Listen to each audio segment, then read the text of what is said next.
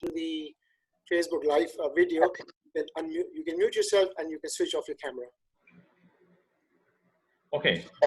I'm going to make this Facebook Live on the APPNE page from where anybody can share it. Is that all right, Asad? Yeah, let's go ahead, please. Thank you very much. Thank you very much. So if you're ready, Amir, inshallah, we could start the program. Just give me 2 minutes. Let's go live. Sure. Take your time. So I'll give you the count of when we go live. It'll just take 30 seconds to go live. So just bear with me.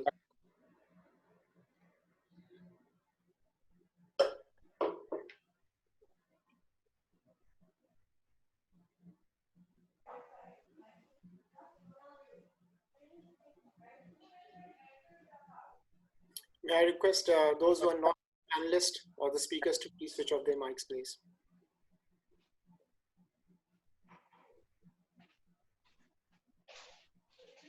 Okay, yeah, we got the message. Streaming online on Facebook now. Yep, so just 30 seconds before we go on live. All right, so here we are, nearly there. Okay, so I'm going to also start the recording. Yep. I record now. I'm going to say Assalamu alaikum and then pass it to Dr. Bukhari very quickly. So we should start now, inshallah. So Assalamu alaikum, Dr. Bukhari, please start. Thanks a lot. Jazakallah khairan. Assalamu alaikum wa rahmatullahi wa barakatuh. I welcome you all to this Association of Pakistani Physicians of Northern Europe and Pakistan Doctors Group Riyadh.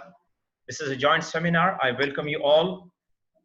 This is especially for international medical graduates. I'm greatly honored. We all, on behalf of Pakistan Doctors Group in APPNE, we are really honored to have His Excellency Ambassador of Pakistan, Raja Ali Ejaz, and His Excellency High Commissioner of Pakistan to the United Kingdom, Nafees Zakaria. Thank you, sir, for joining us in this session. Pakistan Doctor Group is glad to see today's panelists from UK, the experts from UK, and distinguished guests from Pakistan Embassy, High Commissioner of the United Kingdom, or physician, doctors, executive body members, or journal body member, Pakistan Doctors Group, all participants. We welcome you to this online session, virtual joint program and a seminar. Inshallah, we'll proceed and we'll update you accordingly. I will start the program with the word of Allah subhanahu wa ta'ala. I need your attention for a while. أعوذ بالله من الشيطان الرجيم. بسم الله الرحمن الرحيم. إلا من تاب وآمن وعمل عملا صالحا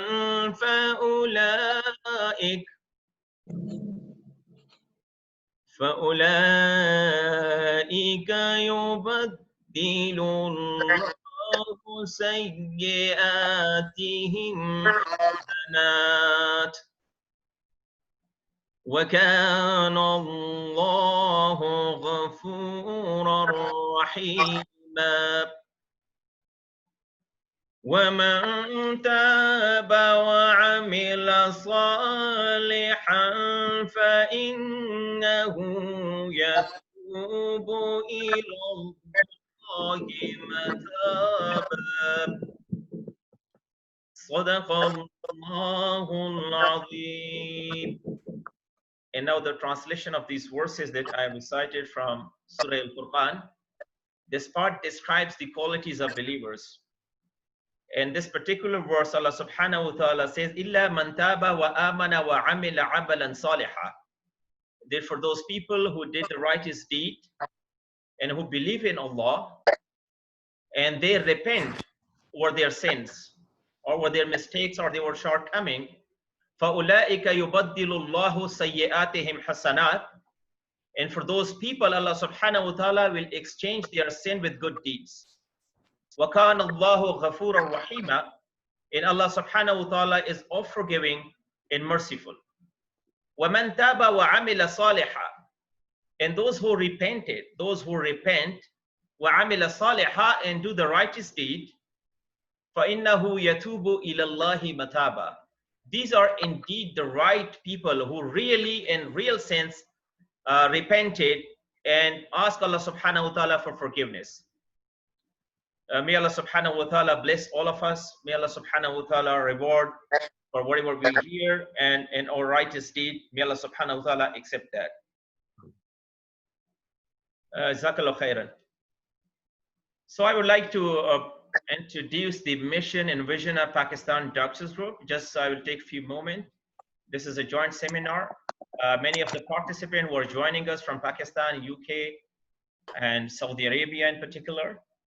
They are aware it's a great honor and pleasure to introduce the vision and mission of Pakistan Doctors Group. Pakistan Doctors Group has been functioning for more than 3 decades. Since its inception in 1985, Pakistan Doctors Group is active in various fronts. Under the patronage of Ambassador Pakistan, our group is non-for-profit, non-political group of doctors with 500 registered members for different public, private sectors, universities, and hospitals. We have established constitution. Our team comprises 22 executive body members, with the chairman, Dr. Riaz Khwaja, or president, Dr. AsadUllah Roomi, a consultant cardiologist at Sultan Military Hospital and a regional advisor of Royal College of Physicians, Edinburgh, UK. Our vice president, Dr. Farooq Pasha, journal and joint secretary. I'm the journal secretary, and Adil Sofi is our joint secretary. We have 2 senior advisors, Dr. Sahil Enam and Dr. Tanveer Aziz. Pakistan Doctors Group has 3 major divisions. We have welfare, academic, and social wings. Welfare wing is chaired by our president, Dr. Asadullah Roomi, with the team, Dr. Asif Alam and Dr. Lubna Siddiqui. This is our major division as a healthcare service provider for Pakistani community in Riyadh. We organize medical camps, usually biannually, and we have regular clinic at Pakistan Embassy for Pakistani community for these patients. It's pertinent to mention here that our chairman, who is also here with us in this session, Dr.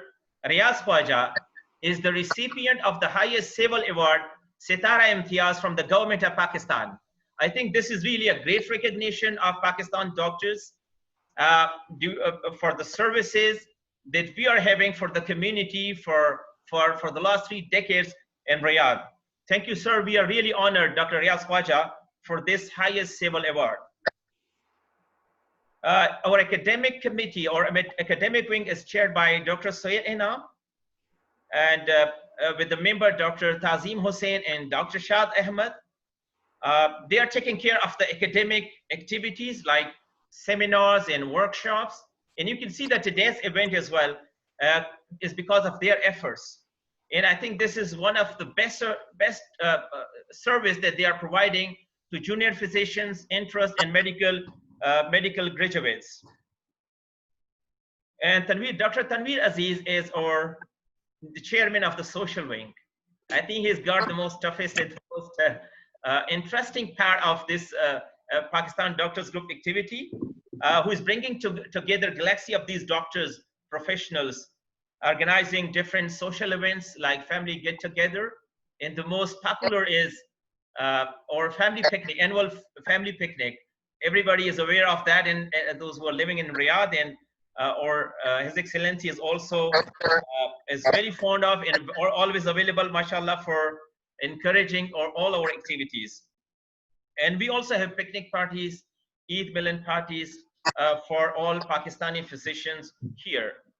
I think if you remember in this COVID situation, in the lockdown, this was really a special challenge for all of us. But particularly for our doctors, physicians, I think it was a tumultuous task, I understand, a toughest situation. Even in this situation, Pakistan Doctors Group continued their clinical services for the community. I would like to mention a few of them. This is a long list of service, but I would just focus on a few of them. First and foremost was the orientation sessions for the community and doctors. We organized virtual programs for the awareness about COVID prevention and how to deal with such situation. That was for all professionals and all the community. And we also recorded video clips in different languages, English, Urdu, and Pashto, because we have large community from different background, and that was disseminated on social media, and we received a great acknowledgement and applaud about that. And the most important aspect was the clinical service, because we were having a regular clinic when the clinic was closed down because of the lockdown and very strict curfew in Saudi Arabia.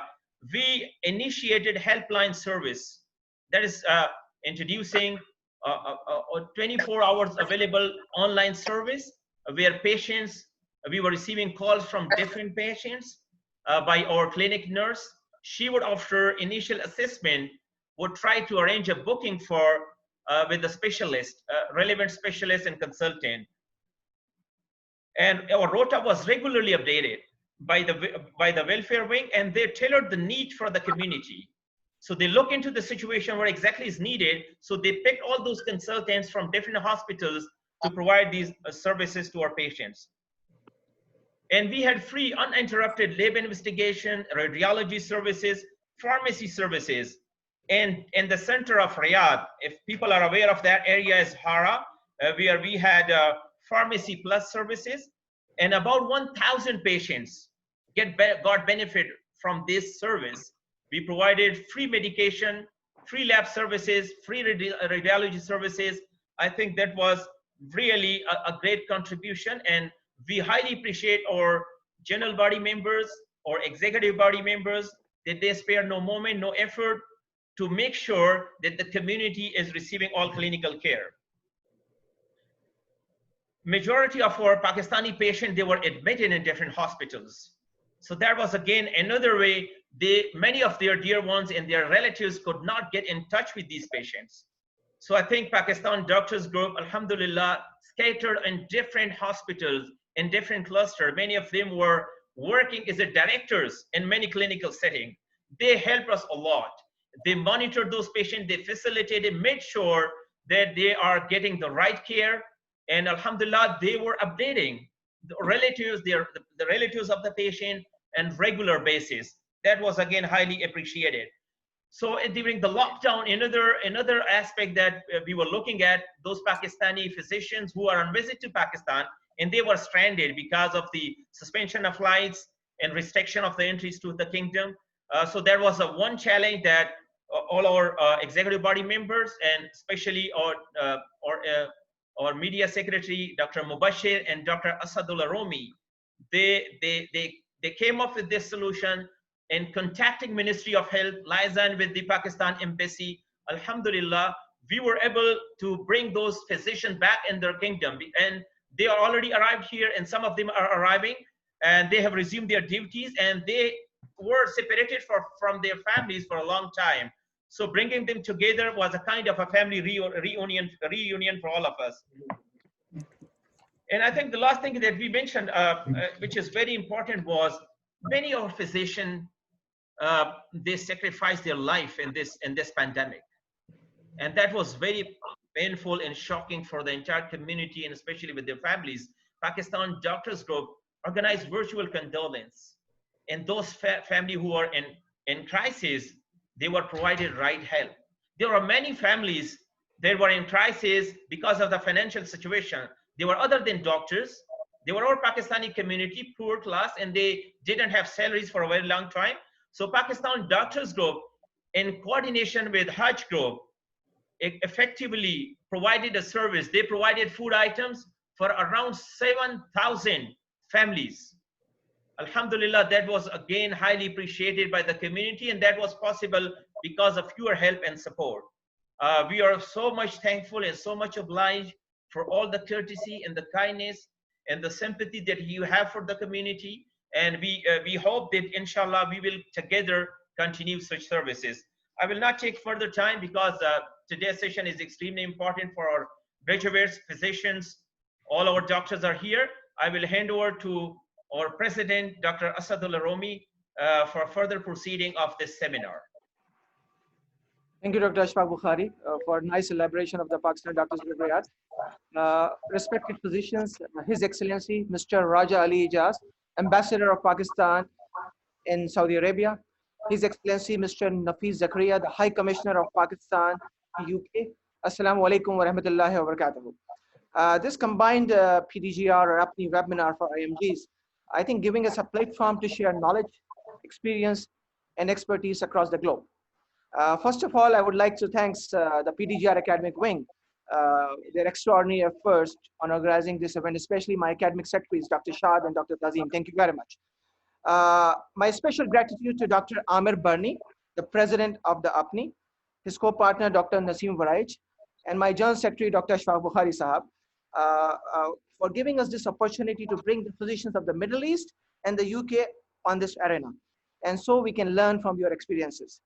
It is worth mentioning by Dr. H.E Bukhari about the extended physicians who brought back to Pakistan, and Dr. Mubashir and Dr. Imran are working hard to bring some private physicians, those who are working in the private sector, still stuck in Pakistan and their families, and they are working hard. So my special thanks and special gratitude to the government of Saudi Arabia, the government of Pakistan, and PDGR members for doing this extraordinary job. During this challenging era of the COVID-19 pandemic, we would like to present our special gratitude and salute to our heroes who sacrificed, the physicians who sacrificed their lives to the humankind. May Allah subhanahu wa ta'ala bless them, and may Allah subhanahu wa ta'ala give them a highest place in Jannah, and Sabr Jameel to all family members. I will not waste time. I will go to the webinar immediately. And then I would like to thanks to His Excellency Ambassador of Pakistan again, the High Commissioner of Pakistan in UK, and all physicians across the globe for their time and sparing your special precious time and attending this event. So now I would like to request His Excellency Ambassador of Pakistan, Mr. Raja Ali Ejaz, for his comments. Please, sir. Mr. Raj, thank you. Please carry on. Thank you, sir. Thank you very much, sir. Let me begin by expressing my deepest gratitude to the organizers of this joint seminar. I think I cannot really resist the temptation of commending the organizers for dedicating this seminar to the international medical graduates in both Saudi Arabia and the Gulf countries. It's the perfect moment to do so. We all know why, because the world itself is up to a pandemic right now. And no better persons than your own selves to know what exactly has been happening around the globe, which direction are we heading into, and what sort of future does it hold for us in days or months or years to come. So having said all this, let me just recap what I have seen in my humble capacity as the ambassador of Pakistan in the kingdom, and especially the activities that have been taking place by our valiant doctors here in the kingdom. Like I said, very briefly, the COVID-19 struck globally, irrespective of caste, creed, or color. So every one of us, to the very end, was affected. So what were our challenges? In the kingdom, as the ambassador, and I was amply joined by our very able doctors, was to treat the largest known segment of Pakistani community living abroad. So I don't recall, in fact, this is my first time here, but having gone through different annals, different people who have been living here since decades, I really couldn't find a moment when everybody in the kingdom wanted to lean and bank on the embassy of Pakistan, wanting to know something or the other. So if we are 2.7 million here, roughly we knew we had about 2.4, 2.5 million people wanting to call the consulate, wanting to call the embassy at one given moment. I'll give you my personal experience. My telephone number my cell number would ring at least 25 times in a minute. So I would have about 3 seconds to a call, but could not go beyond the 3 letters of the word hello. So this is how desperate the situation was and probably is right now in the kingdom. So coming back, the combined challenge here of the doctors and us diplomats, if I may put so, was to treat the Pakistanis and perhaps more so to manage them. But alhamdulillah, I must say this, we were very well joined by the doctors. We did our bit, but I really don't know how well we fared. That's for the times to tell. But the doctors did a lot. And I must commend them for their absolute marvelous job that they all have put in. And I really cannot say enough. I'll recap a bit of what is happening. PDGR has, like I said, played a pivotal role, it's braced itself for a colossal humanitarian challenge, like we all know. Smart and precise actions is what it took, particularly when we were facing up to an underprivileged class. Now, this is often said, but less understood. And the doctors here would agree with me that when we look at Saudi Arabia, its canvas, we are looking at a large number of people who have come here as blue-collared employees, and they take turns in their operations. So what does this mean? They live in a typical room of, let's say, 10, 15 people. And when they have had their sleep, they go out to work, and the remaining 15 come in to take the very same spot and sleep on their same spots in the room. So it's basically a turnover that takes place in a typical setup here. Now, this has contributed grossly to the immense circulation, if I may say so, of this wretched disease. And this has proved a very, very uphill task for us, particularly the doctors who were treating all our unfortunate patients. So yes, this is the sort of life that we led to, or we had to face in the kingdom. And it was this backdrop in which we had to operate, not just at the doctor's level, but also at the embassy level, where they would turn up every morning to get some consular services also. So returning, the coronavirus awareness sessions were also conducted by the doctors, as I'm given to understand, and they took ample use of the social media as well, where they tried to disseminate different information levels to different people through different languages. So indeed, a very welcome task. They also had helplines to their service, virtual clinics. Obviously, there was a gap. Obviously, we quite understand when the intellectual level is not up to the mark, we have to come down to a certain level to make people understand. And we still do that at the embassy, and I'm sure the doctors are also equally up to it. Lab investigations and pharmacy services were there. But then, as ambassador of Pakistan, I think I must say a few things if I want to justify my position. First is reach out to every family who has lost a loved one, and on behalf of the government of Pakistan and on behalf of my own office, my own officers and staff, express our deepest condolences to their families. It's an irreparable damage, which I hope one day when they look back, they can use this opportunity to educate or instill values into the generations that are yet to come. Then the next major point, perhaps larger than life, would be those doctors who have lost their lives in the course of duty here. I have a few names with me, Dr. Naeem Khalid Sahib, Dr. Kamran Alam, Dr. Abdul Ghani, and Dr. Jamshed. These are just a few of the soldiers from this very valiant brigade who have laid down their lives. And I'm sure that their services will be very long remembered. At least with us, we're very proud of them.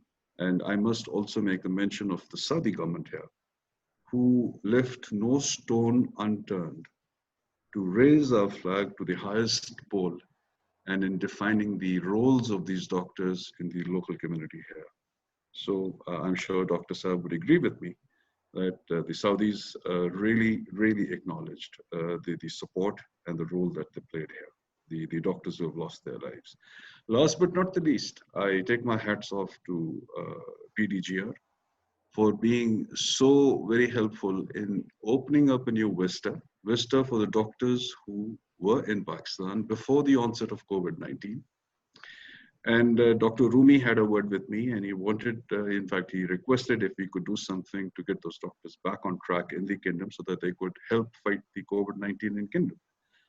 This is in addition to a very normal application, that being that their families were here or part of the families were here, and it would have also meant a family reunion. So Alhamdulillah, the embassy could play a bit of its role. And I'm told by Dr. Roomi that most of the doctors, I would say, are back in position in the kingdom, though right now quarantined for some time, but happy to have them back. And the rest would be following suit in the coming few days. So this is an amazing, amazing development. I think very few of us know of people leaving a country to take up the professions, particularly Saudis, who have not yet opened their doors for legal residents to return, apart from the doctors. So it's a very welcome development here. To bring my small sermon to its concluding part, I think we are just into this battle. It's a long-drawn war that we're looking into. It's a marathon, not a short race. And the doctors, the brigade of doctors are up to it. I think we need to learn from them and we need to stay our positions and we need to help our people, educate them into what has come our way and how lives will now be transformed in the years ahead. Before I ask for your leave, I would also like to be on record and thank my host government here, the host state, the Kingdom of Saudi Arabia, for being very considerate towards Pakistanis in this unfortunate development. Never at any stage did they say that the Pakistanis should return to Pakistan. I think they were kept here, they were provided free of cost treatment, and they were given the best of care that at least I as an ambassador can think of, and for which I am deeply grateful to the Kingdom of Saudi Arabia. Thank you very much, gentlemen, for your time, and I look forward to being a part of this seminar. Thank you. Thank you very much, His Excellency. Thanks a lot for your nice comments and address to the community. Now I would like to request President of APPNE, Dr. Burney, to take over. Thank you, sir. Thank you, Asad, and Assalamu alaikum, everybody, wherever you are, and thank you for joining us. My name is Amir Burney. I am the President of APPNE, the Association of Pakistani Physicians of Northern Europe. We came together very quickly through the excellent contributions and Koshish Kavish Kehle of AsadUllah Roomi and Nasim Varaich, who got together and we came up with this idea of doing something for our international medical graduates across the world, but mostly focusing on Saudi Arabia and the Gulf countries. So thank you, Asad, for all your time and help. Thank you, Dr. Bukhari, especially this afternoon, where you were very patiently working with us to sort this seminar out for tonight. Thank you, the Ambassador of Pakistan to Saudi Arabia, Mr. Raja Saab. I really appreciate your time for coming and joining us. And Mr. Nafees Zakaria, who shall be talking shortly, the High Commissioner of Pakistan, His Excellency. So again, thank you to all of you for your time. APPNE, just a very brief, quick update about APPNE. As we said, we are a Northern European organization. We are a truly democratic organization. We are a nascent organization. By that I mean we have been in function for about a year and a half now, but we were in the making for a few years. And now that we took over in February 2019 after a formal process of elections, we were in post. An executive committee was formed of 15 executive members, including 5 post holders, the president, the general secretary, social secretary, and treasurer, and a joint secretary, and then 15, and then we had 4 trustees and other 10 executive members. We've worked very hard over the last year. And this is, I think, a result of the hard work we put in that, hey, we are together, working collaboratively, synergistically, hoping to move forward together to help our international medical graduates, which is just one of the visions we have as an organization. We are academic, educational, we are working towards charitable causes, we are working towards social and other causes, and also to ensure that our IMGs, wherever they come from, Pakistan, or they come as 2nd or 3rd generation of British Asian or European Asian children, that we look after them and we provide them a singular platform to raise the concerned causes and to support them as they move forward. Today's webinar is all about the IMGs. So without further ado, I would like to request His Excellency, Mr. Nafees Zakaria, the High Commissioner of Pakistan, to say a few words. I'm going to unmute Mr. Zakaria and request him to please say a few words. So if you could unmute yourself, sir. Thank you. Bismillah ar-Rahman ar-Rahim. Assalamu alaikum. Assalamu alaikum, Raja Ali Ejaz, Ambassador, my dear colleague. Thank you, Amir, for the invite. Thank you, AsadUllah Sahab, for the kind words you have used. And you might be aware that I am also a patron of APPNE. The name itself is such that it gives you a sense of belonging and sense of ownership. Besides APPNE, there are other associations which cover the rest of the UK. We are very proud of our doctors community here. There is a significant presence of doctors community from Pakistan in this country. I think it's about 7% of the total doctors population comes from Pakistan. They are doing a great job, not only providing services to the humanity or the people over here, but they are also contributing significantly to the GDP, to the economy of this country. I would like to join my colleague, Ambassador Raja Ali Ejaz, in expressing my condolences to the families whose loved ones have lost their lives in the fight against COVID-19 and this coronavirus. I also want to pay tribute to the doctors community who were the frontline bravehearts who lost their lives and rendered ultimate sacrifices while serving the humanity. They're still fighting. I salute these soldiers who are, beside all the perils and dangers they are exposed to.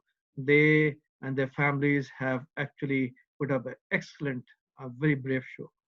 I'll not go into the details of APPNE as to what APPNE does. Amir has very candidly and elaborately mentioned as to what they do, but I must say that we are very proud of APPNE.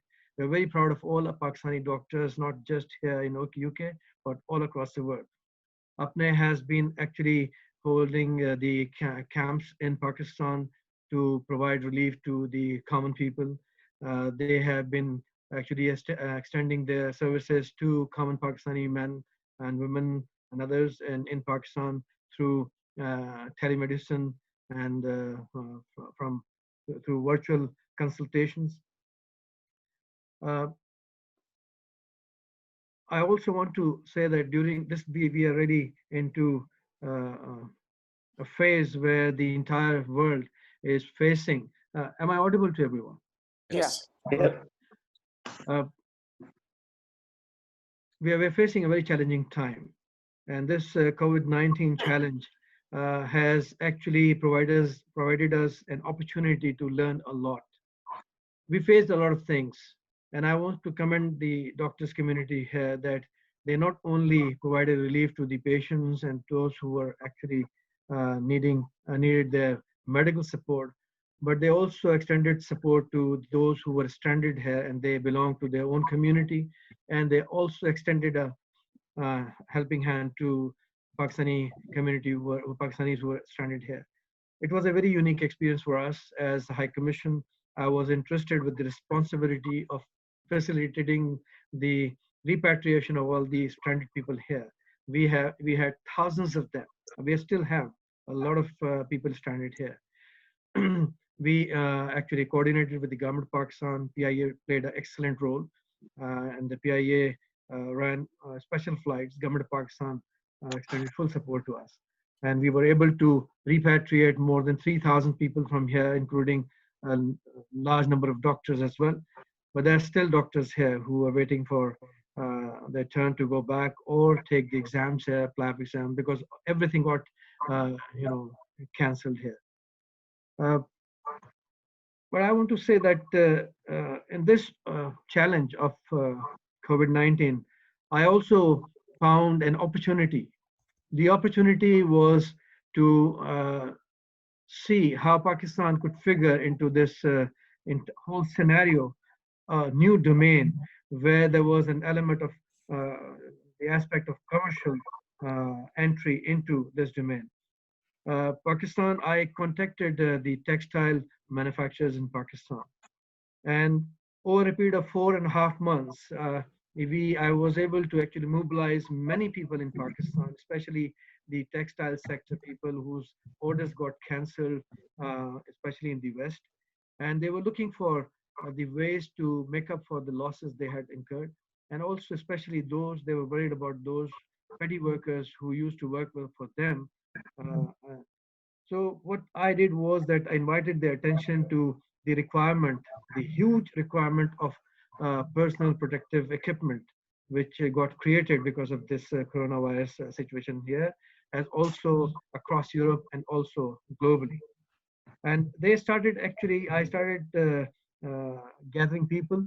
I started gathering the consultants. I contacted the Minister of Science and Technology, and the institutions, scientific institutions which were there for standardization, but we rarely heard about these people.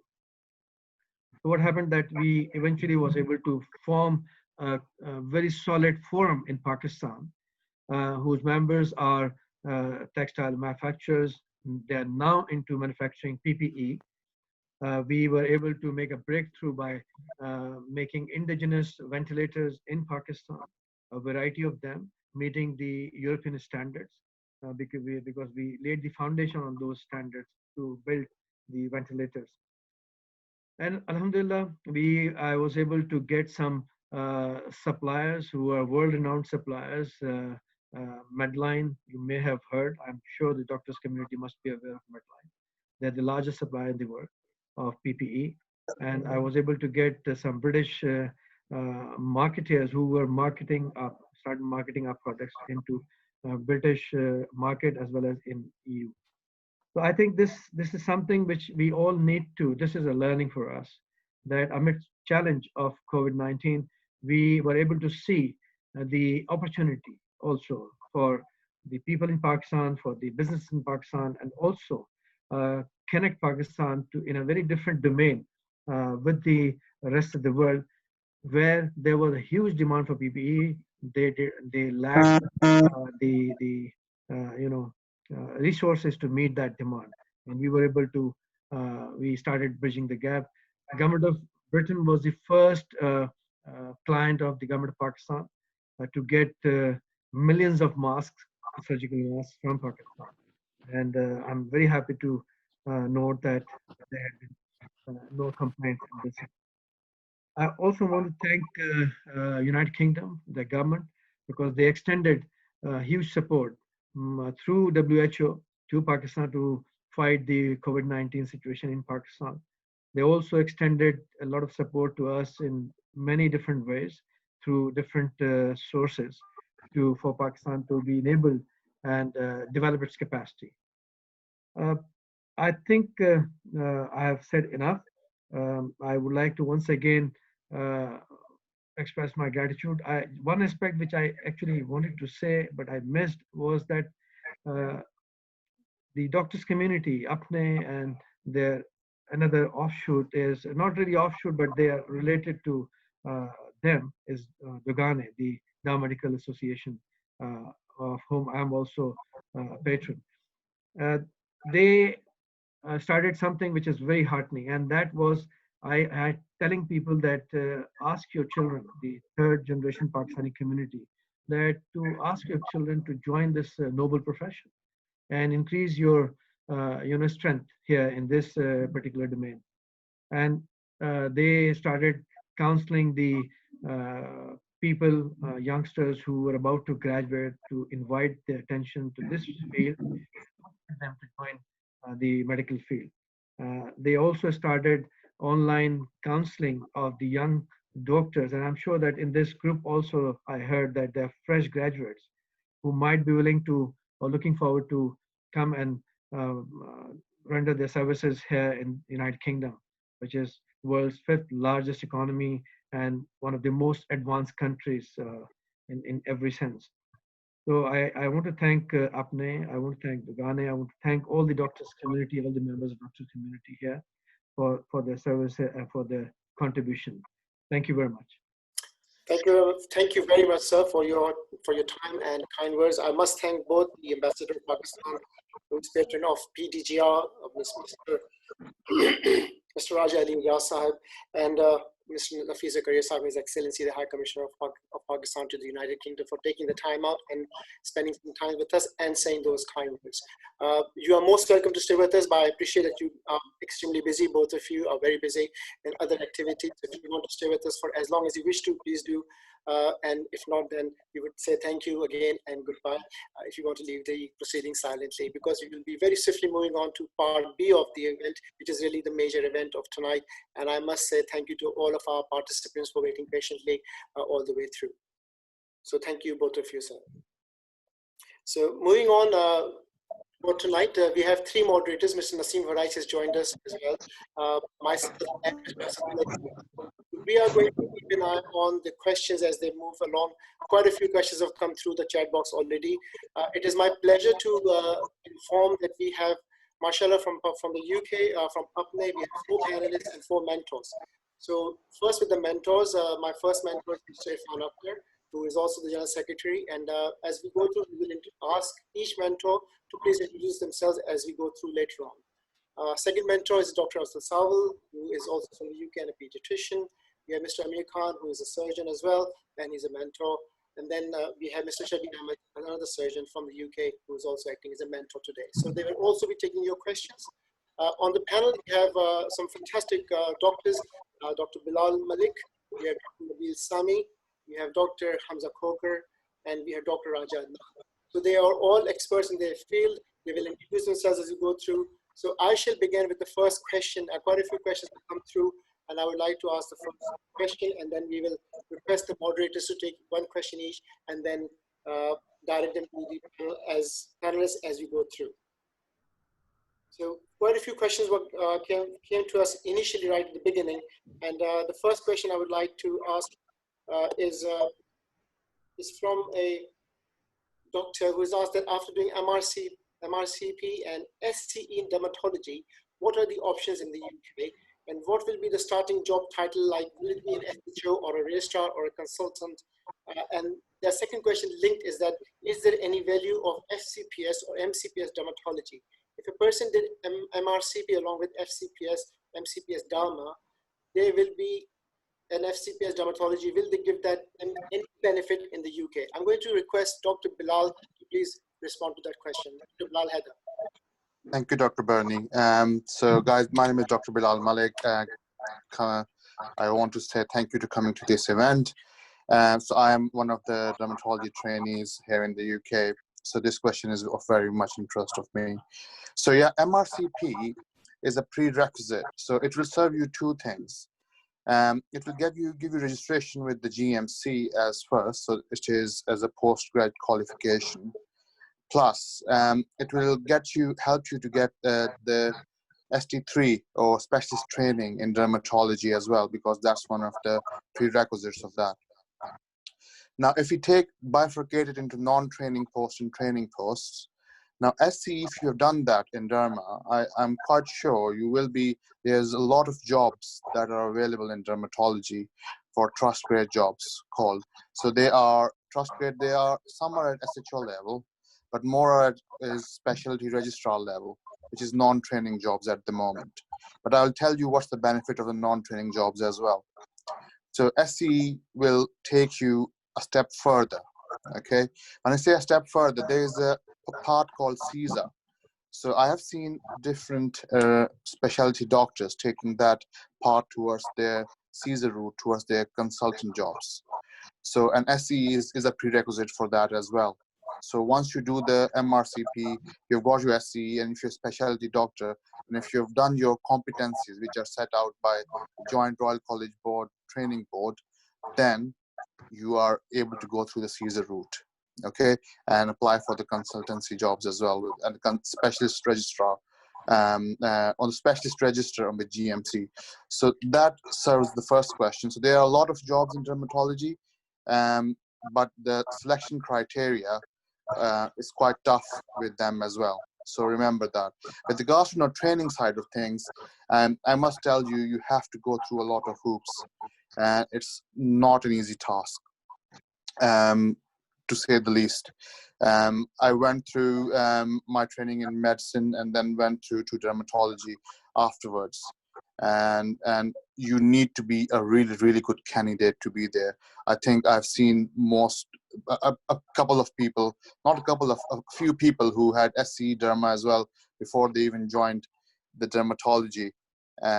So like if somebody is an FCPS in derma and then they've done SCE and now they've done MRCP as well. So even they didn't get the training post as well. But I'm not here to discourage you. I'm here to encourage you to take this challenge to come towards derma, doing MRCP and SCE derma as well. Now, the FCPS derma, does it hold any, or MCPS derma, does it hold any value in the UK?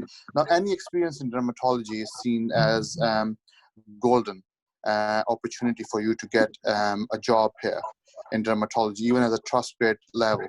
So I think if you have got derma experience like FCPS or MCPS, I think it will hold good for your future as well, and will pave the way for your excellent career in dermatology.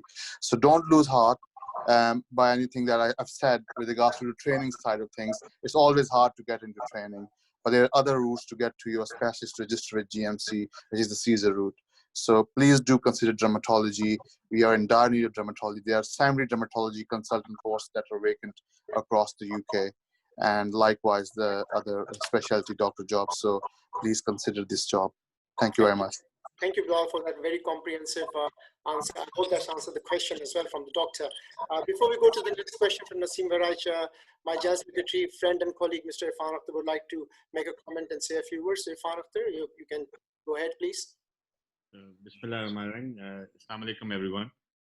It's such a pleasure to see so many valued doctors, colleagues, and our High Commissioner Nafees Zakaria Sahab, and then also the Ambassador to Saudi Arabia, AsadUllah, Raja Ejaz, Ali Ejaz Sahab, present with us, which gives a lot of encouragement to us that not only the professionals but actually politicians are playing a synergistic role while we try to go through this pandemic, but also going forward for so many other things. I just couldn't miss out Raja Ejaz Saab's message on 10 people living in a room. I think that kind of reminded me of good old Bradford, when people would come in shifts and there used to be triple beds in the room where everybody had 7 hours to sleep there. So I think we have moved from there, but perhaps Saudi Arabia still goes through that. There are many challenges, and I think this kind of forum is a very good setting to explore that. And the biggest challenge I thought was, especially, I'm not sure whether Nafees Zakaria Sahab is still here or not, but is around immunizations and vaccines, and that is where Muslim countries are far behind. And I think these kind of platforms would be an excellent way to promote, especially Saudi Arabia, for Muslim countries. They have got the money and the wealth and the strength to look into those things. Like that all the vaccines are coming from European countries now for COVID, and none from the Muslim countries. And similar goes to the pediatric immunizations, which is something which perhaps AsadUllah can take up, and try to explore if that can be taken up. Yes, IMGs have been an inspiration here. Just to give you an idea of what we are, the GMC has roughly around 100,000 people. Pakistani community is about 12,000 of them. So that we make a reasonable proportion of them. I could see my colleagues from Ireland too, and so that the second biggest part of Pakistani doctors are in Irish Republic, and they are quite a big strength down there. So yeah, so it is wonderful. Again, my compliments to the host, Naseem Baraj, AsadUllah Roomi Sahab, and the General Secretary, who I just cannot help but say thank you for beautiful Qiraat and the beautiful choice from Quran. Very, very worthy. So, all the best to all the colleagues here. Thank you, Irfan. Thank you very much for those kind words. Naseem, would you like to ask the question and direct it to Raja Adnan, please? Thank you so much, everyone, and welcome all. I have got a question written here from audience, and I know that a lot of psychiatric trainees are there, and they would like to know how they can pursue the career in psychiatry in this country, number one. And if somebody has done FCPS and they want to pursue a career further as a consultant, do they still need to take MRC Psych or not? Bilal Bhai, Dr. Adnan, sir. So thank you very much for the question. first I like to say that there's a lot of shortage of psychiatrists here in UK at different levels. So if you really want to work as a psychiatrist in the UK, you need to sort of look at that option very carefully and closely. You know, there are a lot of opportunities here. Secondly, if you like to work in UK as a psychiatrist, you need to first have GMC registration. And for IMGs, there are different ways to get GMC registration. One of them is doing the PLAB exam, or you can do MRC Psych, full MRC Psych, not just one part of it. The third way is if you can be selected for an MTI scheme. So Royal College of Psychiatrists is running an MTI scheme, and they recruit psychiatrists. For example, people who have done MD or FCPS from Pakistan, they can apply for the MTI scheme. The fourth route is that if you can, sometimes there are some sponsorship posts which does not require GMC registration at the time of application. So if you have experience psychiatry in Pakistan, you can apply for those posts and get. These posts are rare, but you know they do come now and then. In terms of becoming a consultant, you know, that's a different sort of question. To become a consultant, you need to be, to become a substantive consultant in UK, you need to be on the specialist register. For that, you need to either have CCT or CSER. And if you haven't done MRC Psych, there is an option of going through the CSER route, which people can explore. But you know, you won't get first job in UK is not possible. I don't think it's possible to get as a consultant if you're coming from Pakistan after doing FCPS. Thank you very much, Raja. I hope that answers the question for our colleagues. Actually, there is a very fantastic generic question, and I'm going to open it to all of my panelists and the mentors. And I'm going to request Mr. Amir Khan to actually come into that question first.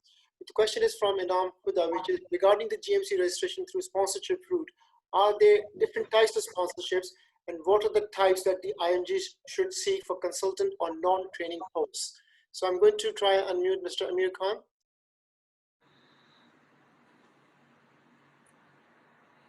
Mr. Amir Khan, can you hear us? I can take it if Amir Khan is. Irfan, if you take that question first, then we'll go to Amir Khan after. Essentially, the double sponsorship program, which used to prevail a long time back, is virtually not practical anymore. The best way of sponsorship as it prevails now is through the Royal Colleges, which has got various medical training initiatives, where the Royal Colleges kind of sponsor you. And then also a big role is being played by College of Physicians and Surgeons for the same thing.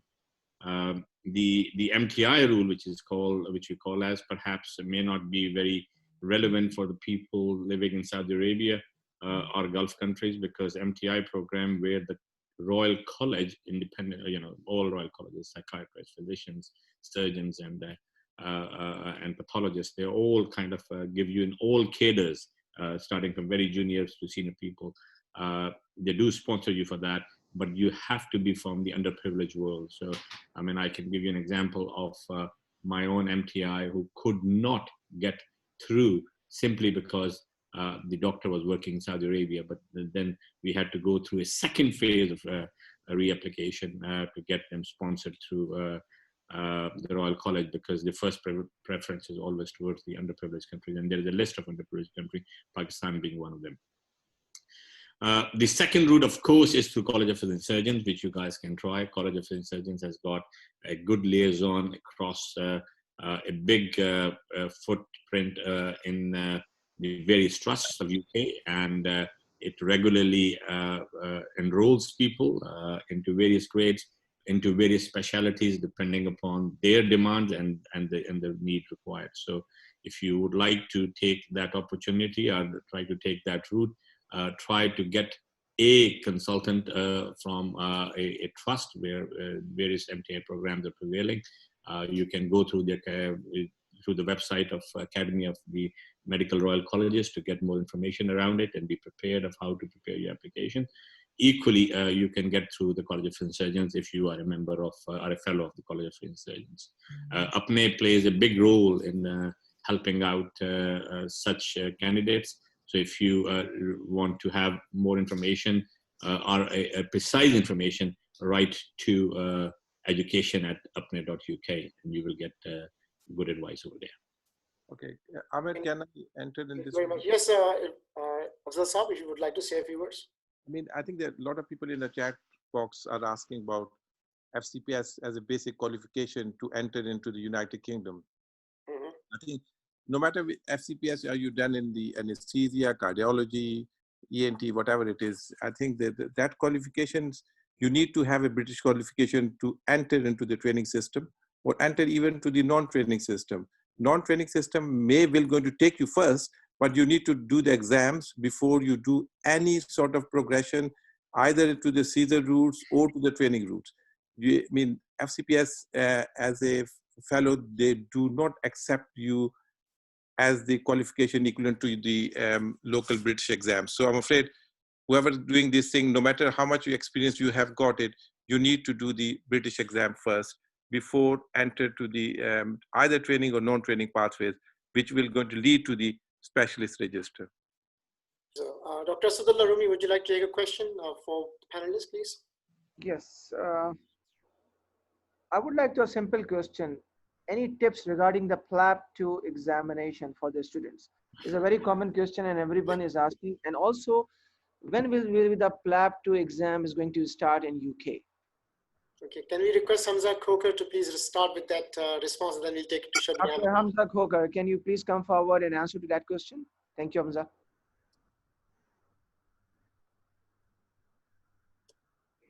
I'm trying to unmute you. Hi everyone, Assalamu alaikum. Thank you for asking this question, and I am aware that a lot of IMGs are very interested in this question now. I'd like to divide my answer into two categories. Now, the way you should actually attempt a PLAB exam is in two parts. Number one, you need to be prepared for, before coming to the UK. So things you need to prepare for before coming and, attending your academy in the exam. So you want to get a good idea of what your finances are. You want to know where you're going to be staying, what academies you're going to be taking.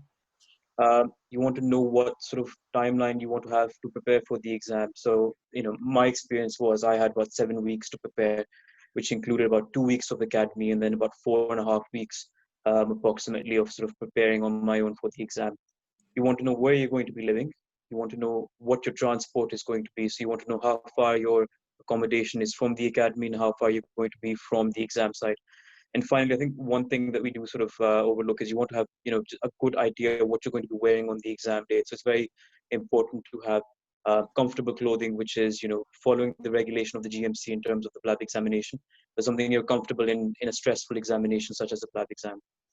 Now, once you come to the UK and then you start, with the academy, the 2 weeks of the academy itself are pretty straining, and the timings are such that you will be pretty occupied with the academy. And I think the biggest thing that you need to be focusing on in those 2 weeks of academy is that you need to be noting down the red flags, the things that you should not be doing and things you should not be saying in an examination. And you need to be very sort of aware of the language differences and also the cultural differences that exist between the UK and whatever country you may be coming from. So just keep a very good note of the red flags, things you should not be doing and things you should not be saying when you enter the exam.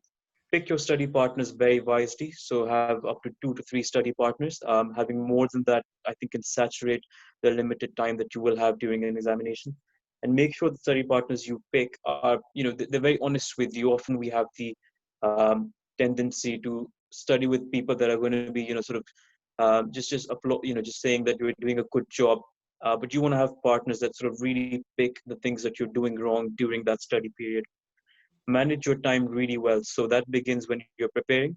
Each station has approximately, once you enter the station, about 8 minutes. So you want to make sure that when you're preparing the exam that you do it within 6 minutes, so that when you go into the exam scenario, even if you are overrunning, you have been practicing to complete your stations within 8 minutes. Don't memorize. I think one of the biggest mistakes, us IMGs end up, normally making is we end up memorizing notes. Now, the examiners are very sort of clued on into picking up these memorized notes. It's very important not to repeat anything or any script that you may have been giving at these academies. And finally, I think 2 things that I could sort of give you from personal experiences, just a few days before the exam, try to relax. It's a very stressful exam. We come from our home countries, there's a lot at play. Just try and relax, because I can guarantee you that relaxation period that you will sort of inshallah will serve you well.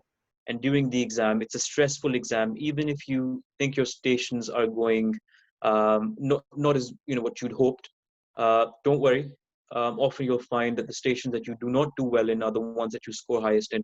So keep on fighting for every mark, keep on fighting for every station, have a good mentality, keep positive, and I think all the IMGs will do very well.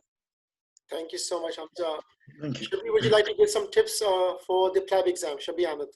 Yes, thank you very much. And I think Hamzah has very in detail explained the procedure. For me, I gave PLAB 18 years ago, so I don't think it will be wise for me to tell anything about the format of the exam. All the wise things are simple things which Hamzah has said. To prepare yourself, to be calm on the day, to plan your exams, plan your trip accordingly. What I would try to stick to the question about the resumption of PLAB. Now, in the last few months, because of the COVID pandemic, all of us know that the PLAB 2 exam has been cancelled twice.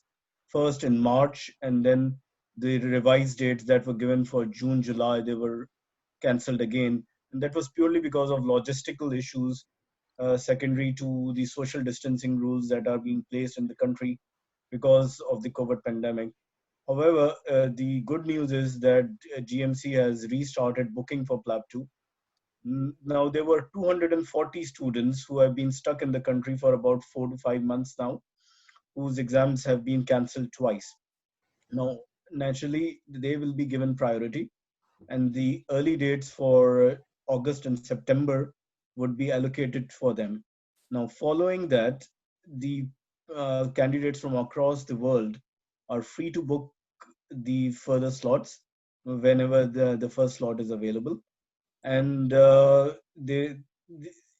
yes, there will be slight change in the format. I've been told that there will be 5 stations which will be telephone based, which was previously not the case in the earlier exams. However, when you come to the academies, which Hamzah was mentioning, I'm sure the teachers and the trainers over there will take you through those scenarios and prepare you well for those stations. So there has been a lot of setbacks, a lot of frustration, anxiety among doctors across the world who are looking towards UK to come and pursue their postgraduate career. However, 500,000 people have died in 4 months. So this is something which happens once in a century.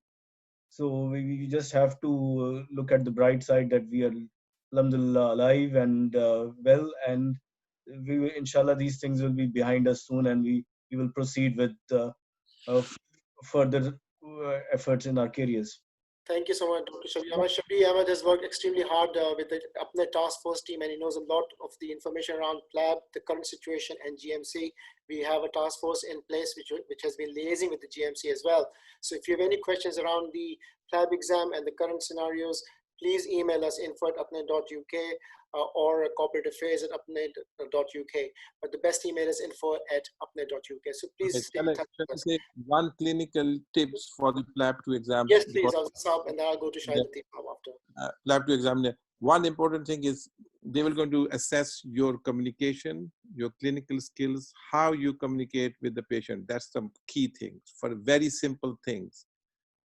Do you have got the ability to communicate with the patient? And that's they're assessing for. And with a small bit of a medical background, that's the whole important. You need to practice to communicate whatever you want to say to the patient. That's important. Communicate and be a safe doctor. I would just add one word to what Afzal Bhai was saying. Yeah. Thank you very much, both of you. Dr. Shahid Latif has also joined us. Shahid, I would like to take your views on Caesar and MTI in psychiatry. It's been raised a couple of times in the chat box. If you would like to, and then Raja also your opinion on it. So Shahid first, and then Raja. Thank you, Amir, and assalamu alaikum, everybody. The MTI scheme has been around for quite a while, a good period of time, and it's one of the quite well-structured schemes in the UK. MTI, as most of you would know, those that don't, it stands for Medical Training Initiative. The rounds open, or the applications open. Those who are interested should start looking at the Royal College of Psychiatrists, the UK one, from November, October or November. Now, what is required? It's pretty much a straightforward process. What's required is that you need 3 years post MBBS experience in psychiatry. You may or may not have your fellowship or your postgrad examination in your home country. But if you have 3 years experience, what you need is you need to start early in planning that if you want to come from for the MTI. It's a period of 2 years and it's at a CT3 level. That's what they focus on. And there are opportunities in various specialities. Most of the trusts who do offer the MTI scheme, it's a 2-year scheme. There's a rotation which takes place every year. So it's a good opportunity and a good way to do it. The only thing is that after 2 years, you have to go back to your home country. But you do get a full GMC registration, and you do have the opportunity to sit the membership exam in the UK.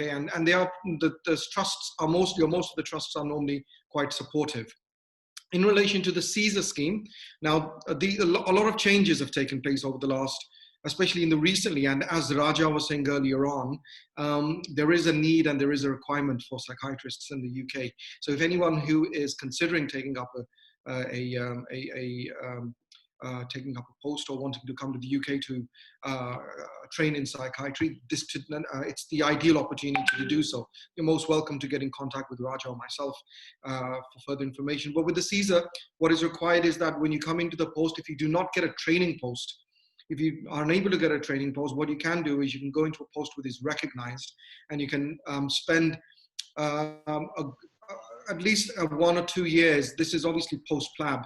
And what you can do is you can gain experience in that, but you have to complete quite a detailed portfolio, assuring that you are able to fill or complete all the forms.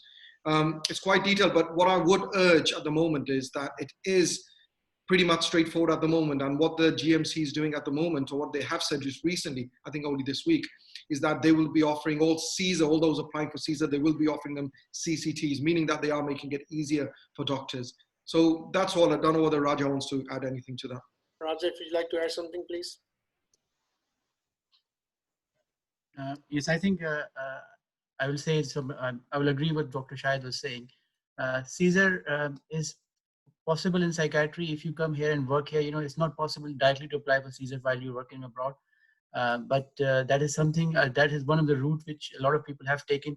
But I must say, in psychiatry, it is easier. But if you're asking from my own experience, it is easier to do MRC Psych and go via the ST route and then to become a consultant, then you go via CSER route, because CSER route can take you years, it can take you more time.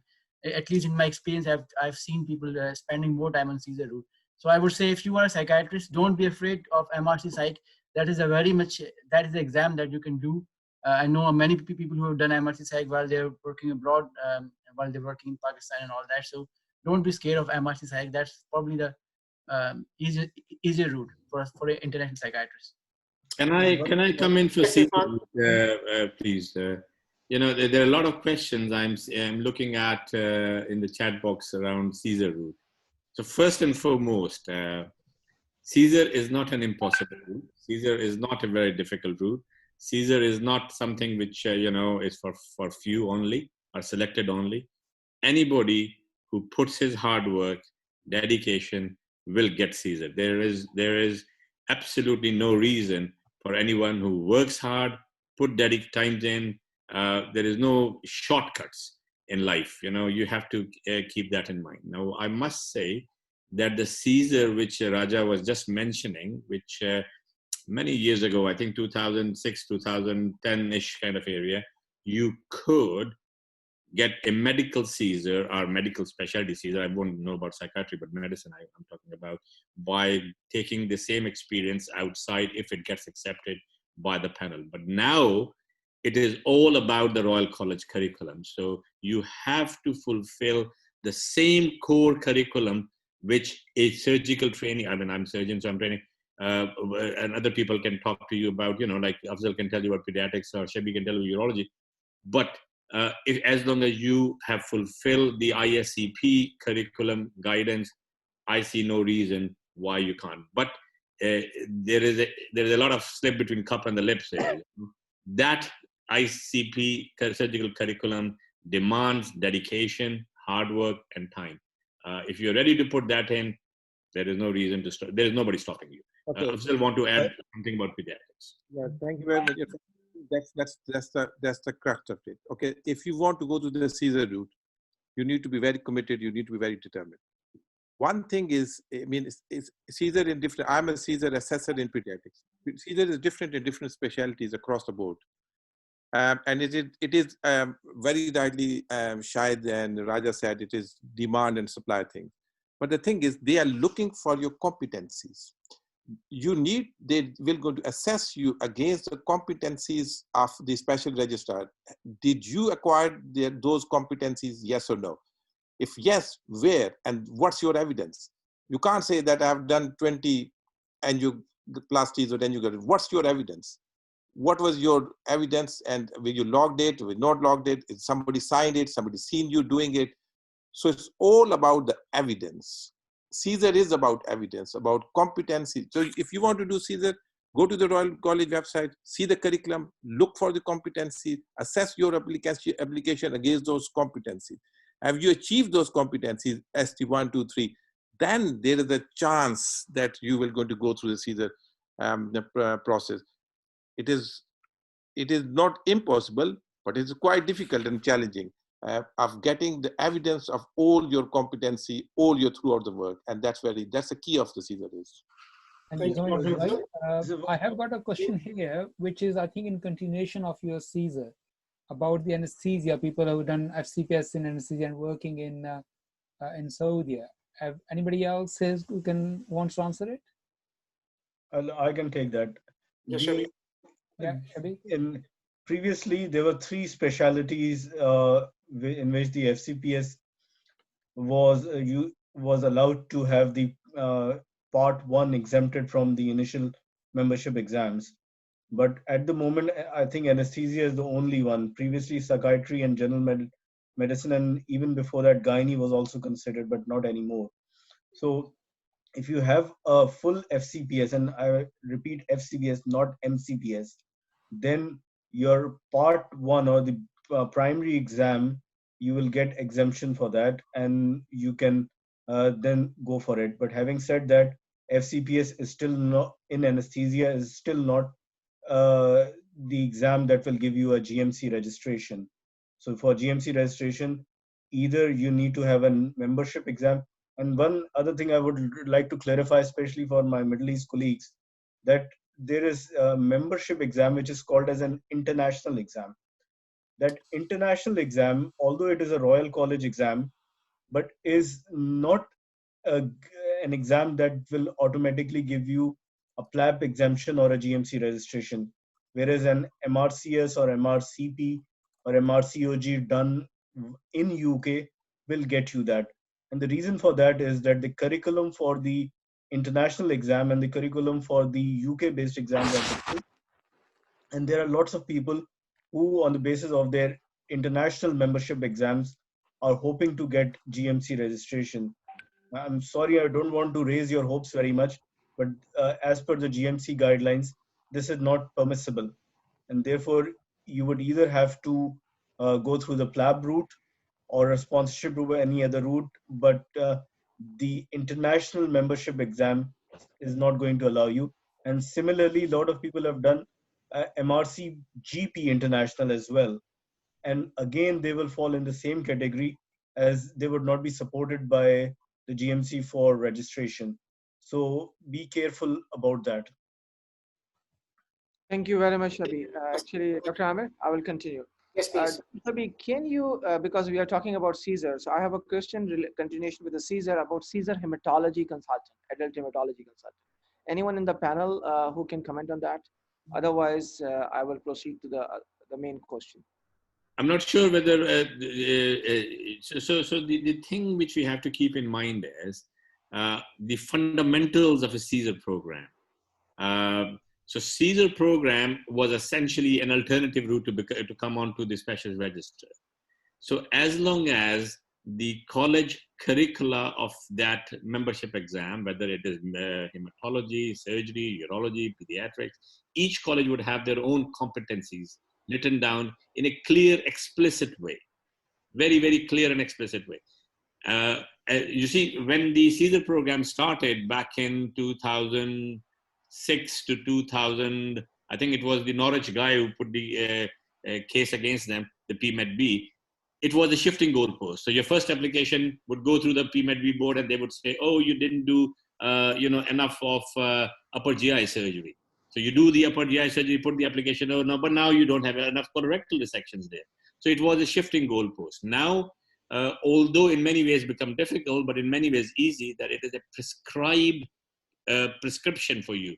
You follow that prescription, you get all those competencies signed in a way that rest of the colleagues here, because initially even the exit exam was not part of that, but now it is, and it kind of matches and follows the same training program as a local graduate would. So unless there is a hematologist here, I think the Thank you, Khan. We got Iram, hematologist, I think, one of our executive members. She should be able to help answer this question. Is Iram around here? Yeah, I can see, if I can see Iram on the list, I will try and unmute you. Yes, please, unmute you. Carry on, please. Unmute yourself and carry on. Yeah, okay. So you can hear me now, yeah? Yeah. Right, so for hematology specialist training, to enter into the training, you need MRCP, and the exit exam is FRC path or MRC path. So basically, to get a Caesar application to be approved, you will need either equivalent of MRCP, which could be Irish exam, but FCPS medicine is no longer accepted as an equivalent.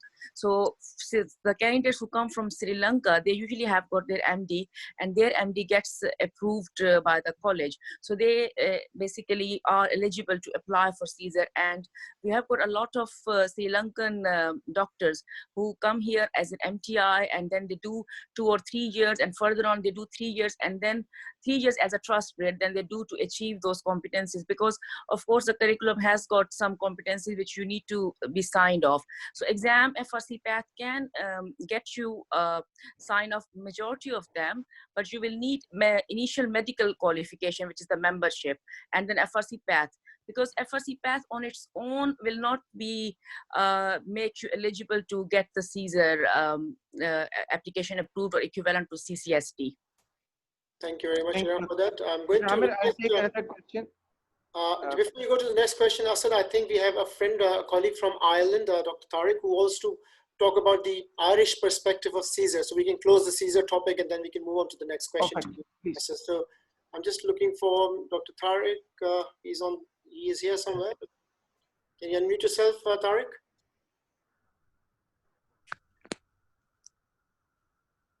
No, I think I'm not sure if we lost him, but he was here. No, he is here. I will unmute him. APPNE. Yeah, he is still there. Yes, please unmute him. He's here. Please unmute him. Okay, we'll come back to Dr. Tariq in a bit. So, Asad, would you like to ask the next question, please? It's a very common question. Hello. Sorry. Yes, go ahead, Tariq. Please go ahead. There we are. Thank you. Please Hi there. First of all, I just want to say thank you very much for APPNE and our colleague from Saudi. So I just want to put our perspective from Irish Medical Council point of view. I'm a pediatrician. I'm working here in Ireland as a pediatric consultant. So I just want to say, if you want to work in pediatric or any specialty in Ireland, so the first 2 years you need to do BST, which is a basic specialty training. And being a pediatric, out of those 2 years, 6-month neonate will be compulsory. And then those who has done 2-year BST, then either they need to have their MRCPI or MRCPCH, and then they can apply for a specialist registrar. Or if they have a 5-year training and they can show that this training is equal and parallel to the SPR training, then they can apply for specialist registration in Irish Medical Council. Their application they will apply in Irish Medical Council, but their application will go to the pediatric faculty in RCPI. So they will assess their application, and then they will write back to the Medical Council So that's how in Republic of Ireland, our Irish Medical Council sees their application will work. Thank you. Back to Asad. Thank you very much, Dr. Tariq and Dr. Amir. There's a very common question after clearing the PLAB exam: how to apply for the job, where to apply, which city we should aim for. And Dr. Amir, we have a couple of CVs in Saudi Arabia and Riyadh, those who passed the GMC before the COVID-19, and they are not getting a job. So is the APPNE can help these individuals in pursuing their career in UK? So the questions to you, I mean, Dr. Khokhar or Dr. Shabi, maybe? I'm going to direct this first to Nabil Sami because he is going to join us in the UK soon. I would like to request Nabil to respond to that question. How do you apply for a job once you pass your plan?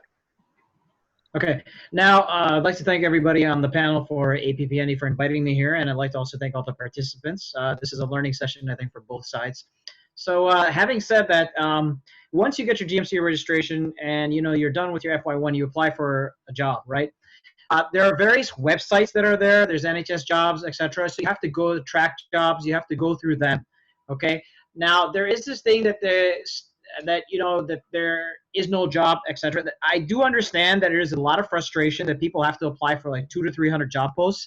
That's because there's a lot of people who cleared the PLAB, and there's a lot of people who have a lot of experience, and a lot of experience, okay, are going to be considered first. It doesn't mean that you're not going to be considered, because you have to remember that they look at your application holistically and not just piecemeal. Okay. So you have to apply across the board, okay, not just, in a metropolitan venue, but like, a more smaller city, okay. You also have to make sure that the application that you do doesn't have any grammatical errors or, spelling errors. Try to ensure that you have somebody proofread it, because if you don't have anybody who proofreads it, right, it can be like someone too close to trees in the forest to realize what's going on, right? And when that happens, what it does is it actually detracts from you, because they say, if I can't read it, I can't evaluate it. So therefore, what you need to do is you need to spend that time, okay, doing that.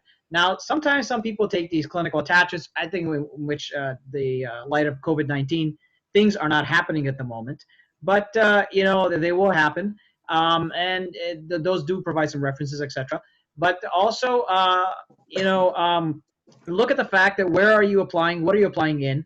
The most jobs, for example, are there in acute medicine or emergency medicine? Of course, acute medicine, somebody probably has a lot of experience in what is it called? Internal medicine back home. Emergency medicine is a good starting point because it actually opens the doors to a lot of the other places. And so therefore, applying in a lot of the emergency medicine posts probably would help. Of course, if you apply for things like pediatrics, etc., it would help to have a lot of experience from beforehand. For example, some people may have 2 years experience in Pakistan or the Kingdom of Saudi Arabia, etc. So I hope that answers your question. I would just add that whenever a job is advertised, Asad, please pass this on to your colleagues and juniors in Saudi Arabia, that there is essential criteria and there are desirable criteria. And if people are just blindly applying to jobs in which the essential criteria are not met, be it experience, be it exams, be it some orthopedic jobs would want ATLS and trauma experience and so on, then automatically their applications will not be considered. And this will only raise their frustration as they are blindly applying and not getting any answers. Thank you. Now, having said that, there are points scoring when you have an audit done or any research done or any publication done. And I've got candidates who are sitting in Pakistan who are applying and they are getting shortlisted every week and who have got absolutely no UK experience. The only thing they have is that they've done clinical audits, they've got some local publications, and when the time comes for scoring the applications, when I have 70, 80 applications in front of me, these are the criteria which differentiate one candidate against the other. If somebody has got a publication, I don't care which journal it was published in or whether it was just a local report somewhere, but that one thing will differentiate and score extra on that candidate compared to the other person who hasn't got that. So the market is very tight because of the COVID-19. The medical staffing officers were working from home, and there are about 300 to 500 trust grade jobs in the country which have not been advertised starting in August, and the process has been slowed down. And mind you, the overseas doctors, when they come in, they normally start with these non-training trust grade jobs. And hopefully in the next couple of months' time, 3 months' time, once the conditions are better and these jobs are advertised, the market will be much more easier. At the moment, yes, for a job, there is anything between 100 to 200 applications. And that is purely on the basis that jobs are less in the market. But again, this is a temporary thing, and this will ease off. At the moment in the UK, before the COVID, we had 10 to 12,000 junior doctors jobs short. So supply was less and demand was more. So once we get back into the normal routine in a few months' time, there will be much more opportunity. So this is a temporary hiccup. Ask people not to lose heart, not to throw their CVs in the bin. Things will get better in time. Thank you, Shabi. Amir Khan Saab, would you like to come in with on this question as well about how to best apply for jobs after passing PLAB? Yeah, thanks very much, Ahmed. I think I would definitely, whatever Shabi said, I'll second that, right? And I think the important thing is to make sure when you apply for a job, you look at what the requirements are and make sure you meet the essential requirements. There's no point of applying a job if you do not meet the essential requirements of that particular job. And other important thing is that if you remember, I think as Shabi said was that for one job, you're getting about 100 plus applications. None of the consultants are going through that. What they do is they give it to the medical staffing to just tick box exercise, check essential and desirable, right? And on that basis, people are being shortlisted. As far as I'll just put a couple of comments to the audit. I tell you, I've interviewed in Pakistan quite regularly, and audit is something which our people do not understand. And I would request you all, please read about audit. Please try to do an audit during your job. And it is such an easy topic to do it, as long as you got the backing of your consultants. Just do it, because an audit and a paper makes a huge difference in your shortlisting. I would definitely try to do that. And don't get disheartened. I remember when I came to UK, I applied for more than 100 applications and got shortlisted for one and went to the job and got it. It's a matter of getting your foot into the door. And I think you probably will have difficulty to get into training jobs to start with, get into even a non-training jobs, get a trust grade job, start it. Once you're in the job, your consultants will back you and they'll support you to move you forward. So I think that's the only suggestion I can give to people. Yeah, and the important thing is once you get to the interview stage, please be honest. Don't dig your own grave. Just be honest, say what you know, and just try to be very clear. Something you don't know, say no on it and move forward with it. Very much. We have some great who's speaking. Sorry, I can't see who's speaking, but just to if I can finish here first, there are some great comments coming up in the chat box. So if some of your questions actually are being answered in the chat box for our participants, so keep an eye on the chat box, because some really good advice is coming from our colleagues across Ireland, and Dr. Mohsen Subhani has also given us some excellent advice, so has Raja Adnan. So I would go to Asad for the next question. Asad, would you like to pick up a question, and then to Naseem for a question? Yes, so I have a question. How life of a doctor in the UK? Question mark. Are they comfortable, happy, and satisfied? How is the training and life working in the NHS? Okay, I'm going to ask Bilal Haider first this question. Bilal Haider. I think Amir Bhai also wants to answer this question. Amir Bhai will also. I'll let everybody answer this question. It's an important one. Life in UK as a doctor. So life in the UK as a doctor is very much rewarding, but at the same time, you're accountable for your actions. So that's the stressful part of it as well. That's the most essential part of it. As Dr. Shabi said before, and Dr. Amir Khan said as well, you have to be a safe doctor, and you shouldn't lie, please. That's the first and important. Honesty and probity is very important. So life as a doctor is, when you come, you don't have the family members along with you, so that can be a difficult part of the journey. But once you have them, I think getting an accommodation, your livelihood in place, I think it's comfortable enough to manage. So you have to budget yourself along the way. So, but keep in mind, it's fine. It's fine when you get the job. So don't be frustrated by the things. The perils are there, but actually one more thing that nobody has mentioned is getting after the job, getting indemnity with the Medical Defense Union or MDDUS, whichever. So that's the most important thing as well, that you have to focus for as well, because I've seen a lot of IMGs coming here and they say they want to save that £10 or £110, not giving that Medical Defense Union fee. It's really, really important, really important. So safety first, please. Thank you. Thank you very much. Hamzah, please, if you could also answer that question briefly. I think this is a great question. I think like anything in life, you have to get used to it. You know, you're gonna have to spend 6 months getting used to it. Be very realistic. You are going to miss home. You know, you are setting up shop in a foreign country in your 20s or your 30s. So, you know, your bank accounts, etc. It does take 6 months, so be patient. But once you get used to the system and you're settled at work, you have a residence, and you start to discover your hobbies in the country where you're living or the surroundings you're in, it does get a lot better.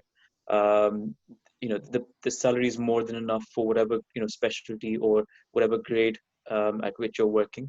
And I think in terms of work, you'll find everything is very structured. There's a lot of support. The consultants, the registrars, the nursing staff, you know, the hospitals are set up to support you. So I think, you know, overall, I think, you know, once you get through the initial period, you will find working in the UK as a very pleasant experience and also professionally very rewarding. Thank you very much. Mohammed Sawal Saab, would you like to add as well? I think that's a really good question. Amir Khan will going to add some more thing in it, but I believe it's the same thing. How is you feel working like in Saudi Arabia? You know, it's a you need to adjust a lot of things. But I must say that if you're talking about financial thing, that's totally different. But as far as you're asking about the job satisfaction, I found for the last 30 years, there's a lot of job satisfaction in working in NHS in a different way. You work in a team, you're well supported, and they're all structured. All the things are being done in a certain ways. There are guidelines, everything else is there. Social life, you develop later on in the life, you can develop good social lives. A lot of good places to see in England. You can go to Europe and everywhere else. So life on the whole, the package, which I usually call as a package, which is your income is a part of that package. The whole as a doctor, I must say is good. I mean, I really recommend that. Thank you very much. We have a lot of questions around the GP practices. Amir Khan, would you like to come in? I think you raised your hand. I think this was actually an important question, whoever asked for it. I didn't get the name for that. But it is not a bed of roses, guys. You need to come prepared that you want to work honestly. You will be fully supported by your clinical teams. There is no ho jayega. You have to do things. My only advice would be honest and open. Professional side, it's very good because NHS does support you to do your best professional work and to your abilities. Social life, UK is not bad. If you are coming to UK to make money, it's a wrong place. You will have a comfortable life and you have a good quality life with professional satisfaction. It's an honest living, and that is important to remember. If you ask me, would I go and start my life somewhere else?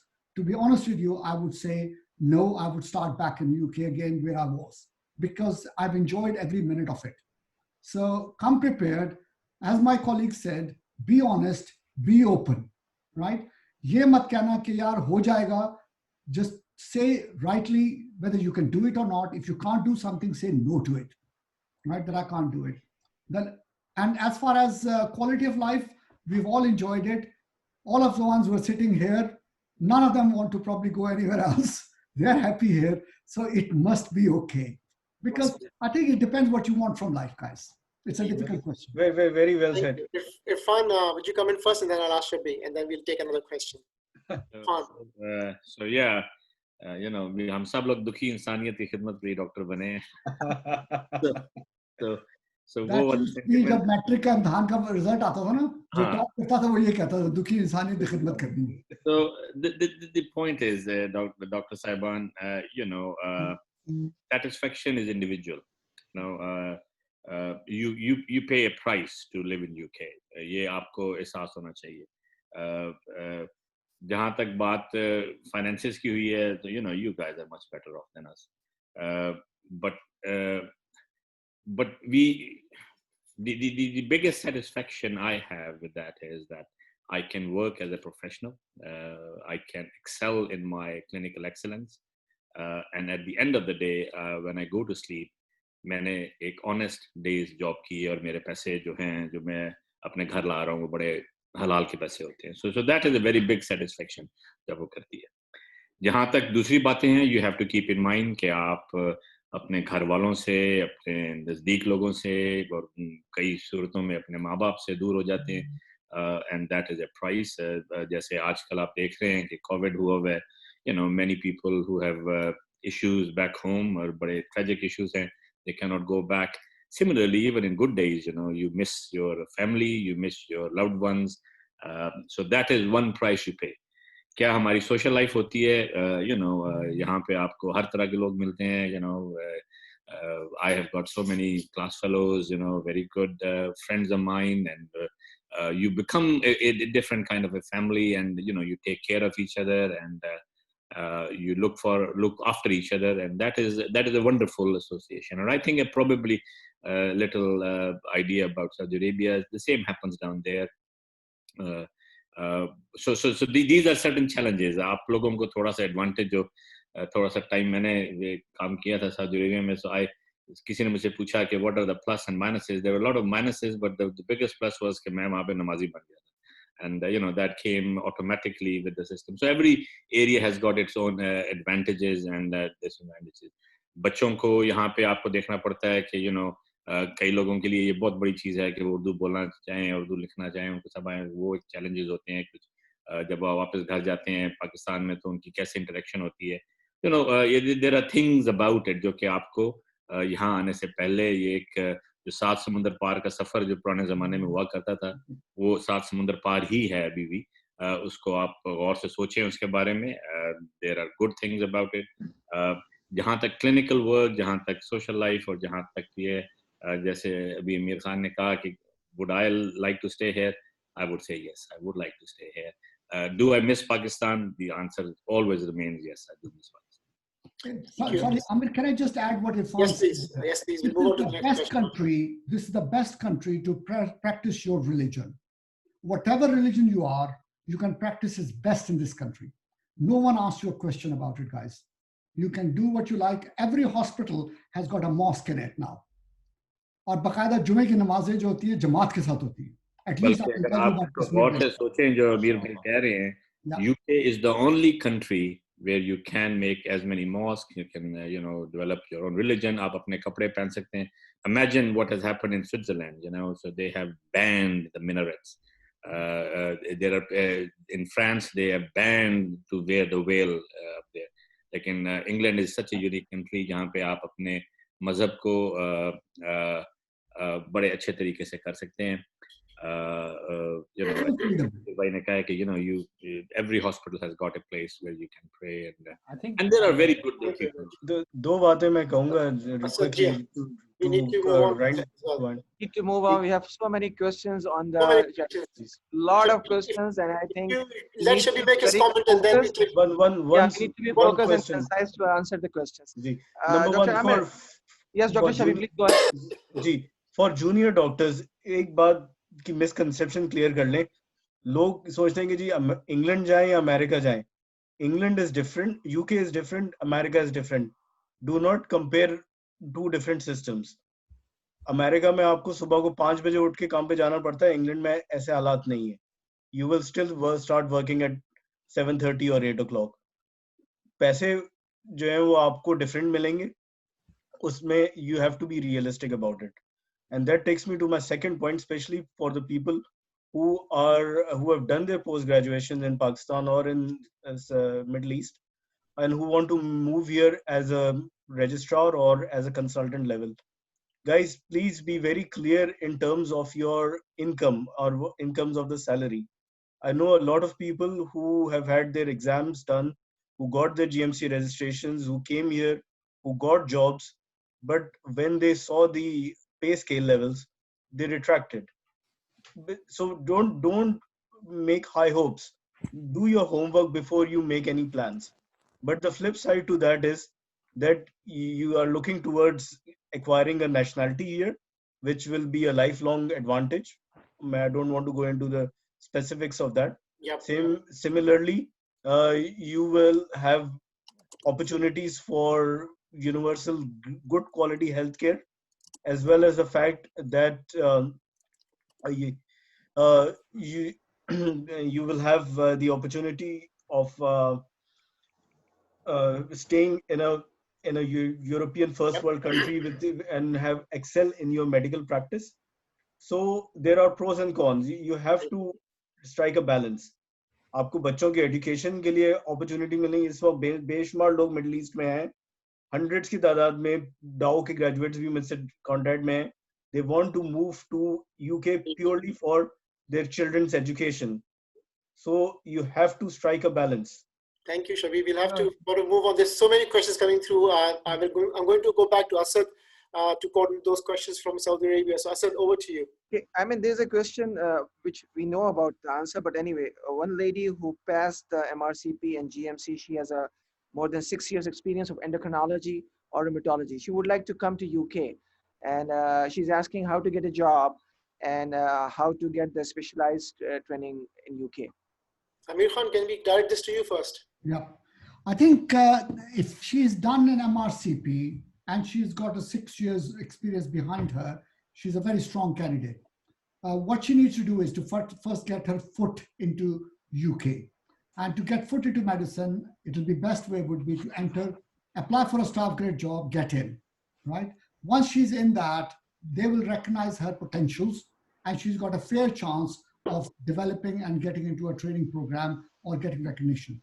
Other way is to spend more time wherever she is and apply from there for CCST route. Thank you. Naseem Daraj, would you like to come in as well on this question? I think Bilal wants to say something. Come Bilal, on, Bilal. yes, Bilal, we can go to Bilal. Bilal, please. I think Dr. Amir Khan has validly said it, so I was about to say the same. So thank you, Dr. Okay, so we'll go swiftly back to Asad. Asad, next. What are the requirements for the GMC, for the junior doctors? They would like to know the basic requirements for the GMC registration. Let me just. Hamzah and Naseem. Go on, Hamzah. First of all, you need to do an internship. You need to have a valid internship. So that means 6 months minimum general medicine and allied internship. And you need to have 6 months of general surgery or allied specialties internship. You need to have given your PLAB examinations if that's the route you're doing, or you've done a membership exam. And then you need English competencies. So that can be IELTS or an OET. Once you've done that, you can pretty much apply for a GMC registration. Thank you. And Nabil, would you like to add to that, please? I think he's muted. So just a couple of things to clarify here with your question, Asad. One is once you do a PLAB, you apply for the jobs. There are two types of jobs available in the UK. One is a trust grade job, which is local to the local hospital. The other one is a trainee job. So trainee job is again start from a junior level, like foundation year level, or the middle grade or the SHO level, which is again it's called IMT in medicine and CST in surgery, and then the middle grade job, which is at the registrar grade job. This all depends on your previous experience, and I would recommend if somebody is very junior, done the PLAB part 1, PLAB part 2, he wants to come in here, he should join the foundation year through the proper training program if it's quite fresh, and then go into the training, and then he will progress as per a whole training program here. If they are very experienced and they want to go into their desired field, then they should come and do kind of a trust grade jobs in the particular hospital, in the particular field to get 6 months of experience and then see where they're standing, and then they can apply for the jobs which they qualify for. I recently did the CST jobs interviews in the London, which is centrally placed interviews, and all things which have been discussed before. There is no requirement as such for 6 months previous experience in the UK to get a job. If they are applying for foundation year job, or if they're applying for local trust grade jobs, I have interviewed where they previously had no experience and they got shortlisted. Even I interviewed on the Skype a couple of times and people got the job. But if they're going for the proper CST jobs at SHO level or at the middle grade level, then they're different essential as well as desirable criteria. If they fulfill the essential criteria, then they can be easily shortlisted and interviewed. If they got desirable criteria, then they will be given priority on the other candidates to get this job first. So we can talk about it in full detail, but I'll let Nabil to talk if he wants to have something to say about it. Yeah, please come. Okay. Thank you very much, Dr. Naseem Raj. Yeah, so after you do the PLAB, you get your GMC registration, you go into, you have very many options, okay? Obviously, some people, haven't done FY1 choose to do it over there. That's a big challenge. But if you can get into a trust grade post. That's one option. The other option is get into FY2. If you have a good IELTS score or OET, that is a criteria. That is something you can do if you're very junior, because it helps you, get into the pathway through the foundation year. But it doesn't mean that you can't get your,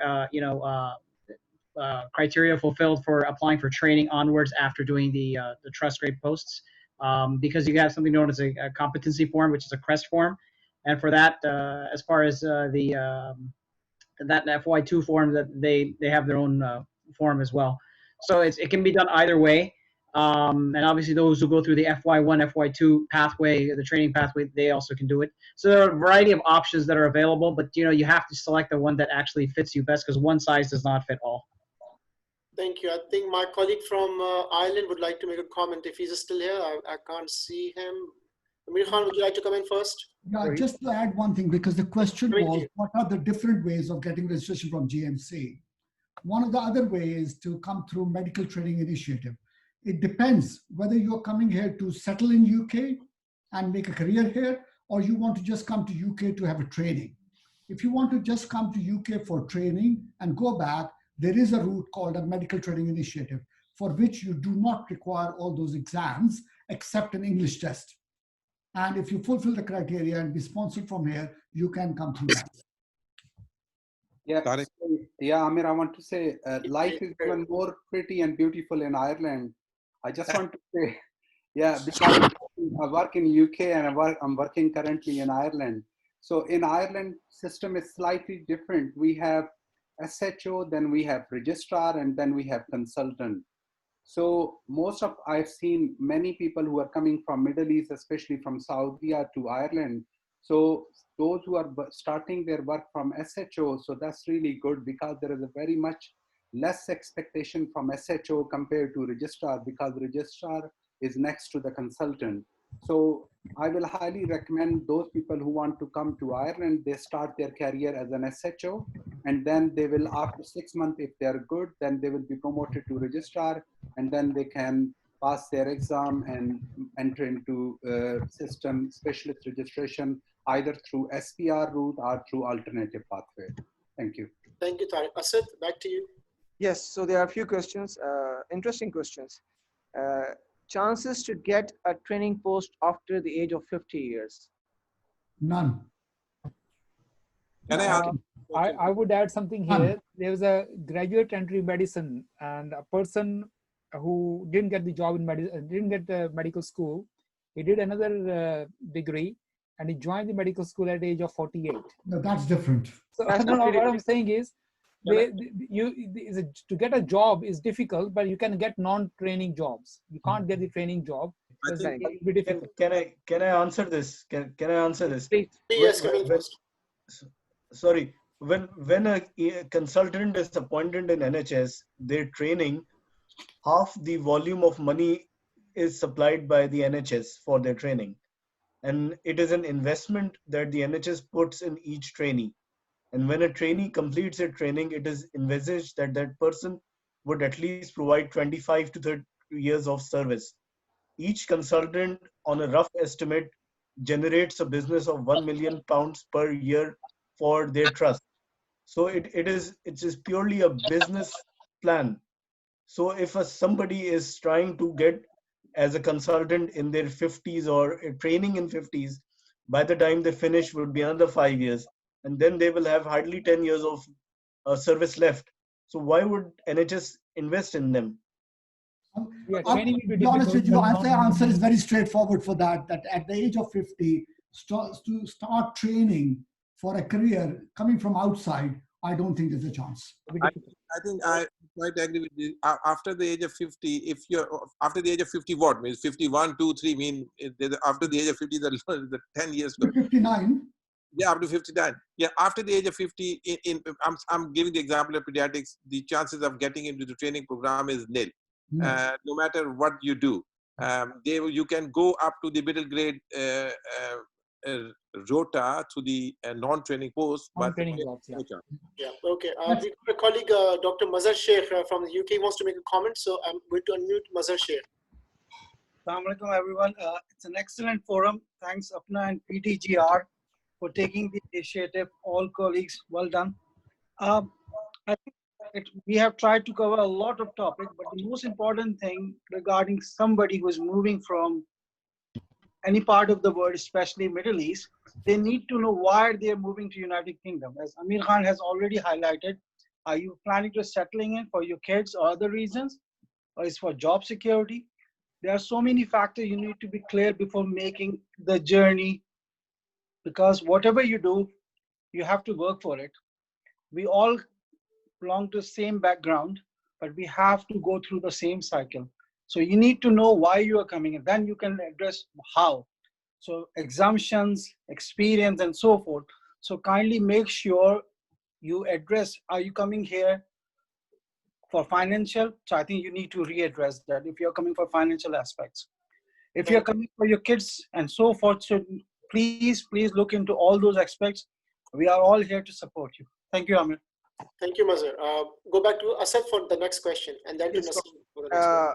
FCPS Ops and Gynae, 5 years or more experience in Saudi Arabia, how to get in to UK in the clinical practice or the training post?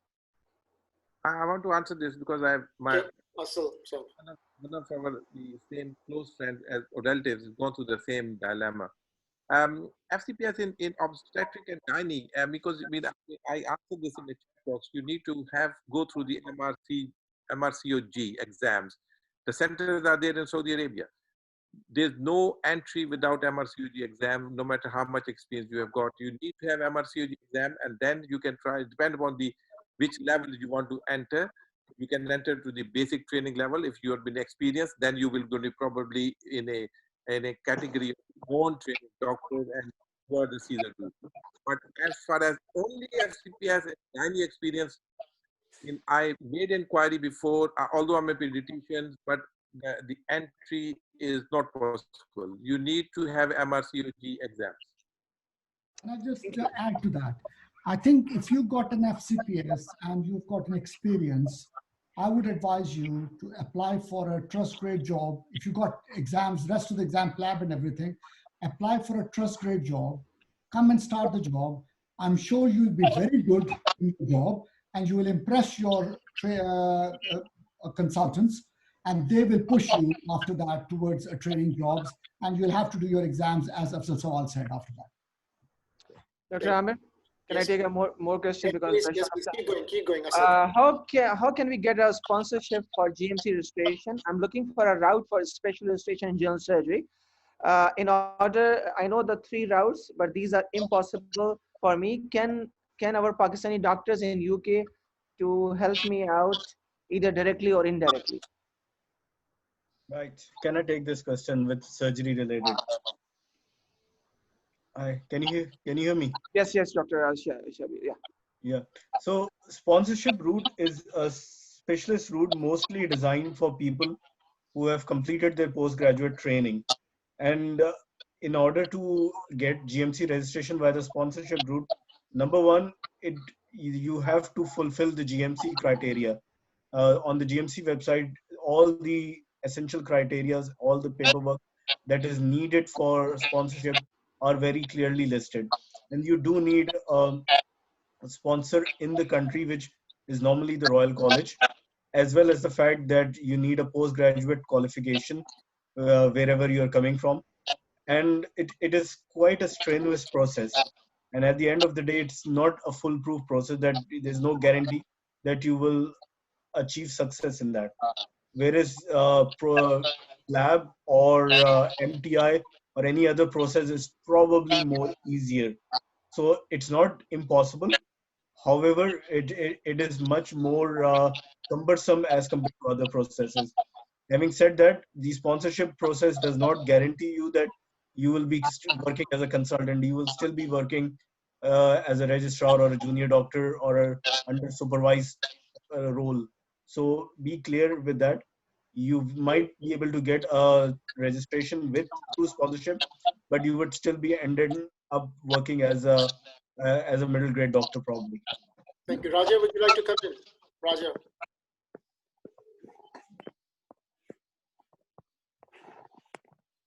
Amir, can I just add while Raja is coming on? Raja is on now.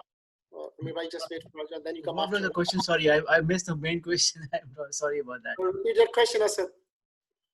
Okay, I will take the next question. I'm FCPS ENT head and neck surgery, completed in 2016 training. Which one is from the top university of Pakistan? I'm working in Saudi Arabia in a big tertiary center. I would like to move to Gulf or other European countries. How to pursue the career there? Okay. This is beyond my expertise. No, I think it's a different question. Amir Khan, and then it depends what you want to come for. Do you want to come here to settle, or do you want to come here just for training? Answer the both ways, please. Answer both ways, sir. If you are coming for training, then you can come as a sponsored and work here for a training and go back. But if you are coming to settle here, then you need to go through basic exams. Right. Okay, fair enough. Next question. Okay. Do we need to cut our pension from our salaries in UK? Yes, it is. It is mandatory. Yes, the pension has got two parts to it. One is which is paid by you, right? And the other part is paid by your employer. Right. Okay. Dr. Amir, there's a question for you. Do you guys know anything about the UK MLE in the future? Not at present.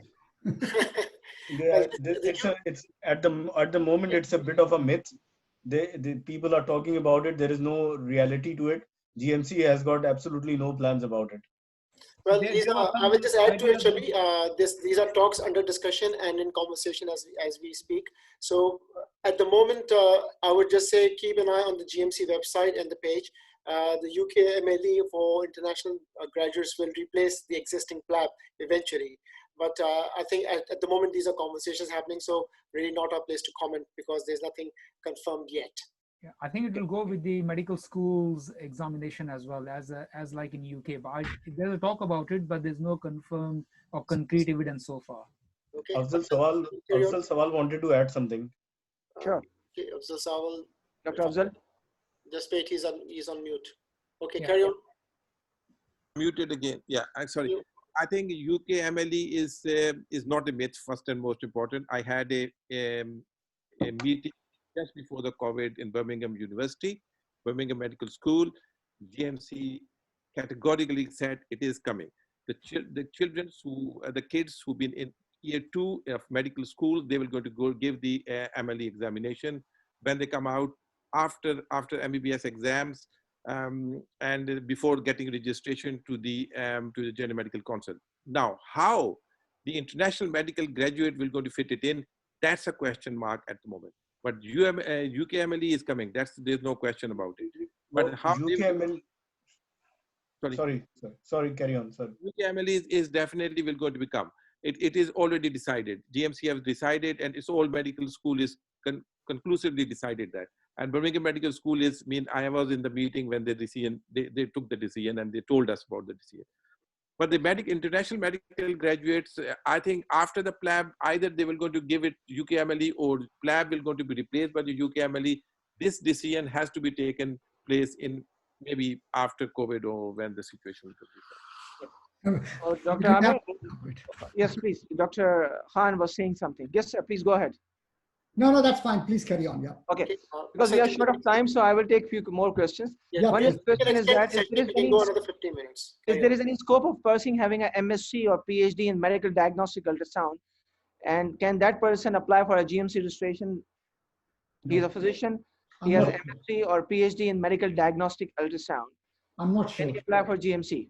I don't think we are sure. Did any of the panelists take the question? Is there any Can you repeat the question again, please, Asad? Sorry, I missed it. Any physician who is working, who has, who had MSc or PhD in medical diagnostic ultrasound, yani ultrasound technicians or ultrasoundologists, can they apply for a GMC registration as a physician? It is not going to help them with a GMC registration. I know if they want to do a MSc or a PhD in a non-clinical field, yes, they can do that in a university setting. So I know a person who's an ultrasonographer and who has done the ultrasound course. They can't register with GMC as a physicians. Right. But those people are doing private setup here, and they are earning more than doctors, I can tell you. But can I suggest something? I think it's better off for that, because to be honest with you, we are not sure about it ourselves. Yeah. But it's better for that person to write direct to GMC. They're very good at replying back for it. And they'll reply according to his own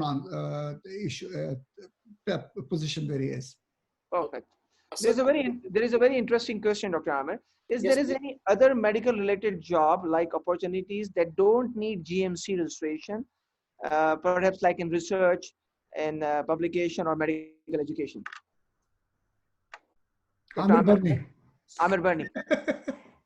Well, I must admit there's something which I am not 100% sure about, so I have to be careful about making a comment, because for the GMC, the requirements are very clear cut. And if you look at the website for the GMC, it gives you very clear directions as to how it can be done. Research you can do as an addition to your career, but it really doesn't help you in terms of getting GMC requirement. Really, it comes from after passing the exams or some other means of. But I would always direct people back to the GMC website. But I will definitely try and find out more answers to that question. Raja, would you like to add anything to that question? No, I just wanted to say that, you know, after you said that at 50 it's difficult to enter the training, the chat box is filled with people are saying, I'm 42, can I get GMC, can I get GP training? Somebody's saying I'm 35. So, I mean, I just need to be clear, you know, there is no age limit, you know, this is just our own idea. When you're applying for the job, if you read the job criteria, they never mention that you can't apply if you're over 50 or over 40 or something like that. So I just wanted to clarify that. Sorry. Dr. Raja, I would like to add on that for all of you guys, those who are in Saudi Arabia. I agree with Dr. Raja. There is no clear age limit written on the GMC. For the GP training post in UK 2020 August, there are a lot of guys from Saudi Arabia, those who are 48, 49, 46 years old, they are starting their training. They got the post and they are starting their job. So I don't think so in the GP training per se, there is limit for the age. I will go for one more question. To add your question, the GMC registration is required in those circumstances where a person is going to deal with patient. If they're not dealing with the patient in the job, they don't require GMC registration, i.e. research or a teaching, like lecture base and things. So that's what the information I gathered once before. If they are going to have any patient interaction at any stage, they will need a GMC registration. So that's the clarification. And there are some other routes, like physician assistant has been into the practice at the moment. Few universities are doing this degree where they do have interaction and they do get registered GMC, and that is a route for kind of a people who has done medicine or they want to come back and they want to just do a limited kind of thing. So there's a category called physician assistant. Associates, you mean? Physician associates. Yes. Yeah. Dr. Amir, there's one more question. I have done the MRCP in December 2019. I would like to do an audit and quality improvement projects to improve my CV. Any leads or help, please? Maybe Dr. Amir Khan will be answer it. Yeah. Can you, what I'll do is I'll send you my email address ask the person to email me the contact and I can advise them. Dr. Amir, can you write it down on the chat box so that person can get it easily? I'll do that now. You can write your email on the box if you want. If you want to share it widely, you can put your email in the chat box for everybody. I'll do that now. Okay, thank you. Raja, would you like to add to that question being asked? I have been, yeah, this is something very commonly, the two most common questions asked from me, from IMGs, is about how can I improve my CV while I am working in my home country. So I've written a blog and I've shared it on the chat as well. And afterwards I will share it on the comments as well, that how can you improve, you know, and then also on the quality improvement aspect as well. I've got 35 different ideas which you can do in psychiatry while you are working in Pakistan or another country, or while you're in UK as well. So how can you actually do those things? They are just very simple ideas for starters, for the very junior doctors who want to get some ideas around where to start from. So I'll share that. I've already shared in the chat, but I'll share it in the comment box as well from when on the APPNE page. Thank you. Hamza, would you like to add to that as well? It's an important question. Yeah, I think sort of I want to tie this question into not just quality improvement and audits, but also sort of what you can do while you're planning to get into the specialty you want. I think the most important thing is you need to plan well beforehand. Whatever specialty you want to get into, and I can see there's a lot of questions regarding core surgical training as well. Find out the checklists for the specialty you want to go for. So core surgical training in particular has a portfolio checklist, which will give you the scores for each thing you know, that they need. So that includes quality improvement projects, that includes research, leadership, teaching, etc. Try to get these completed, or at least something ticked off before you come into the UK. And these things are very doable. And one of the things that are doable are quality improvement projects. And know that even though the audits are sometimes difficult to do because you have a set standard that you need to compare against, you can always do quality improvement projects. And you know, that can be any, you know, small thing that you think you can improve on in your own clinical practice. And I was able to do quality improvement projects while I was in my house job in Pakistan. So you can pick any sort of, you know, small project that you think, or anything that you can improve on. Speak to your consultants, make that effort, take that initiative, and plan well beforehand. And I think it's something that will not only help you get into a training program, but also get you the first job while coming to the UK. Secondly, two things that, you know, you can also do is, number one, show evidence of leadership. And evidence of leadership, you know, you can do in your home countries too. So simple things such as just being a rota coordinator, you will score points off that. So I recently gave my core surgical training interviews, and I was rota coordinator in Pakistan for 6 months, and I got marks for that. Similarly, you can teach medical students while being a house officer. So you can be a teaching assistant to your consultant in whatever specialty you're in, and you will score points off that as well, because, you know, you are teaching. Just make sure you get feedback forms. So prepare well beforehand. Make sure you get the portfolio checklists or the checklist for whatever specialty training you want to get into, and try to start scoring those points well beforehand, even before you come into the UK, because that will help you get the job you want initially. And then not only just that, you will actually sort of you know, help your chances into getting into the specialty training you want to. Thank you. Bilal, would you like to add to that question? So yeah, audits and QIPs are really important. I think if you know about NICE guidelines, something on that lines, so go to their website, have a look at that, because you might be looking at one or two things from those guidelines being accomplished, or look to your local guidelines, like in your hospital, there's some quality improvement standards are there. So if you can compare that, so because you need to know, it's not a research project, it's an audit project. Okay, so you need to differentiate. So it's not as hard as you understand it is, but go for it. It's very important. Plus, research side of things, if you need any help writing a research article, so I can help with you with that as well, through APPNE as well. So I'm here for you. Thank you. Just bear with me, Naseem. If you can just share your email address, Bilal, if you're happy to do that, please put that in the chat box for people to get in touch with you. Dr. Sadia Asfar has been raising her hand for a bit, so I've unmuted her. If you want to unmute yourself from your end and ask your question, Dr. Sadia Asfar.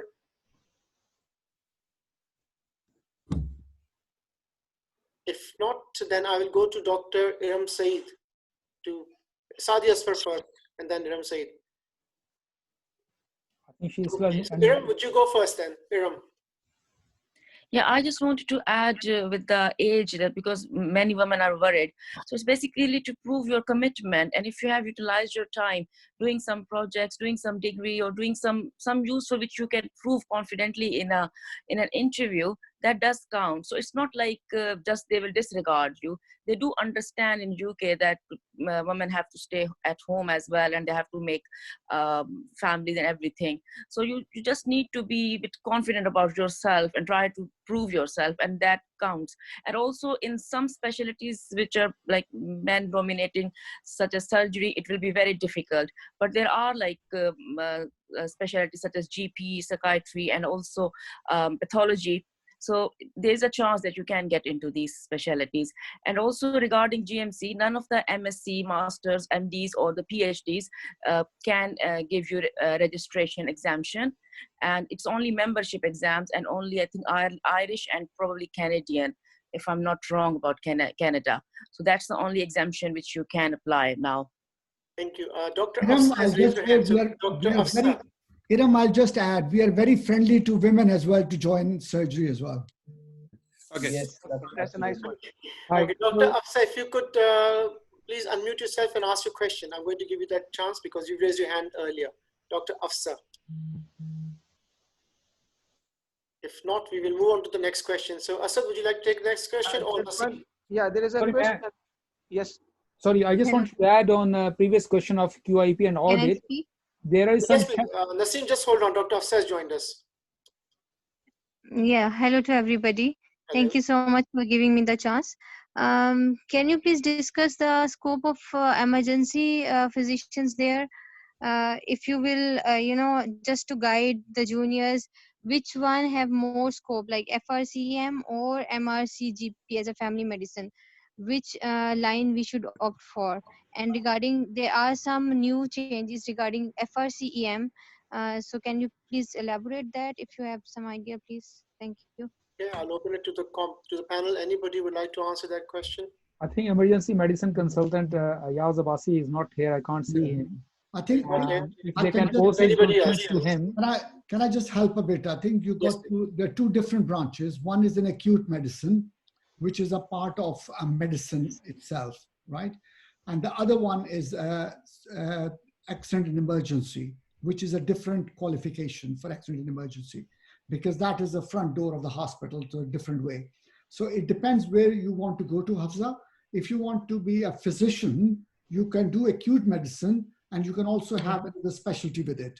And that is through a simple, straightforward MRCP route and the training through medicine itself. But if you want to do emergency medicine from A&E, then you have to be a part of an accident and emergency training program and do a fellowship to the College of Emergency Medicine. Okay, thank you. Hamzah, And I'll GP bring you is totally different. Hamzah.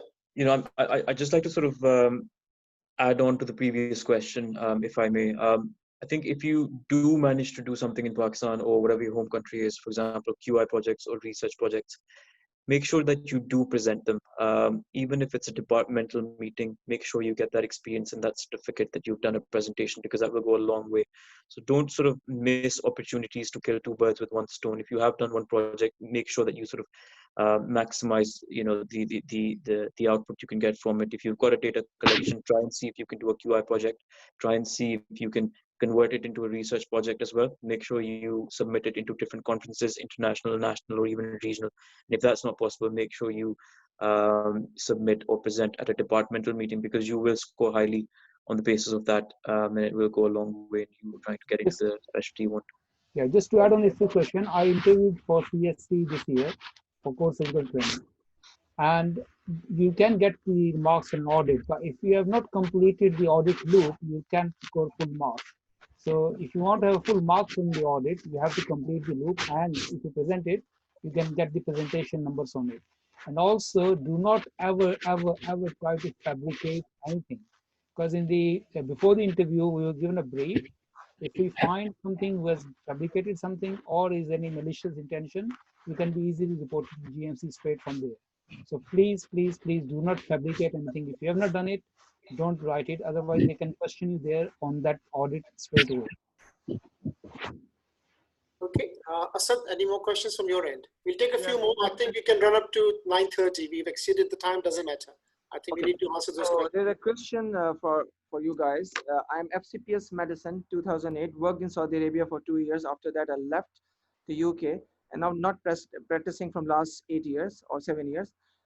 Never attended any exams. What is the possibility to resuming the practice, particularly in a subspecialty, beside doing a PLAB and working as a SHO? What are the options available for me, being as a trainee or a post-fellowship? Has the person has worked in the UK, you said? No, she never worked in UK. She worked in Saudi Arabia for 2 years. She's not practicing from last, or he or she not practicing from last 7 years. Now she's in UK. I think she is in UK.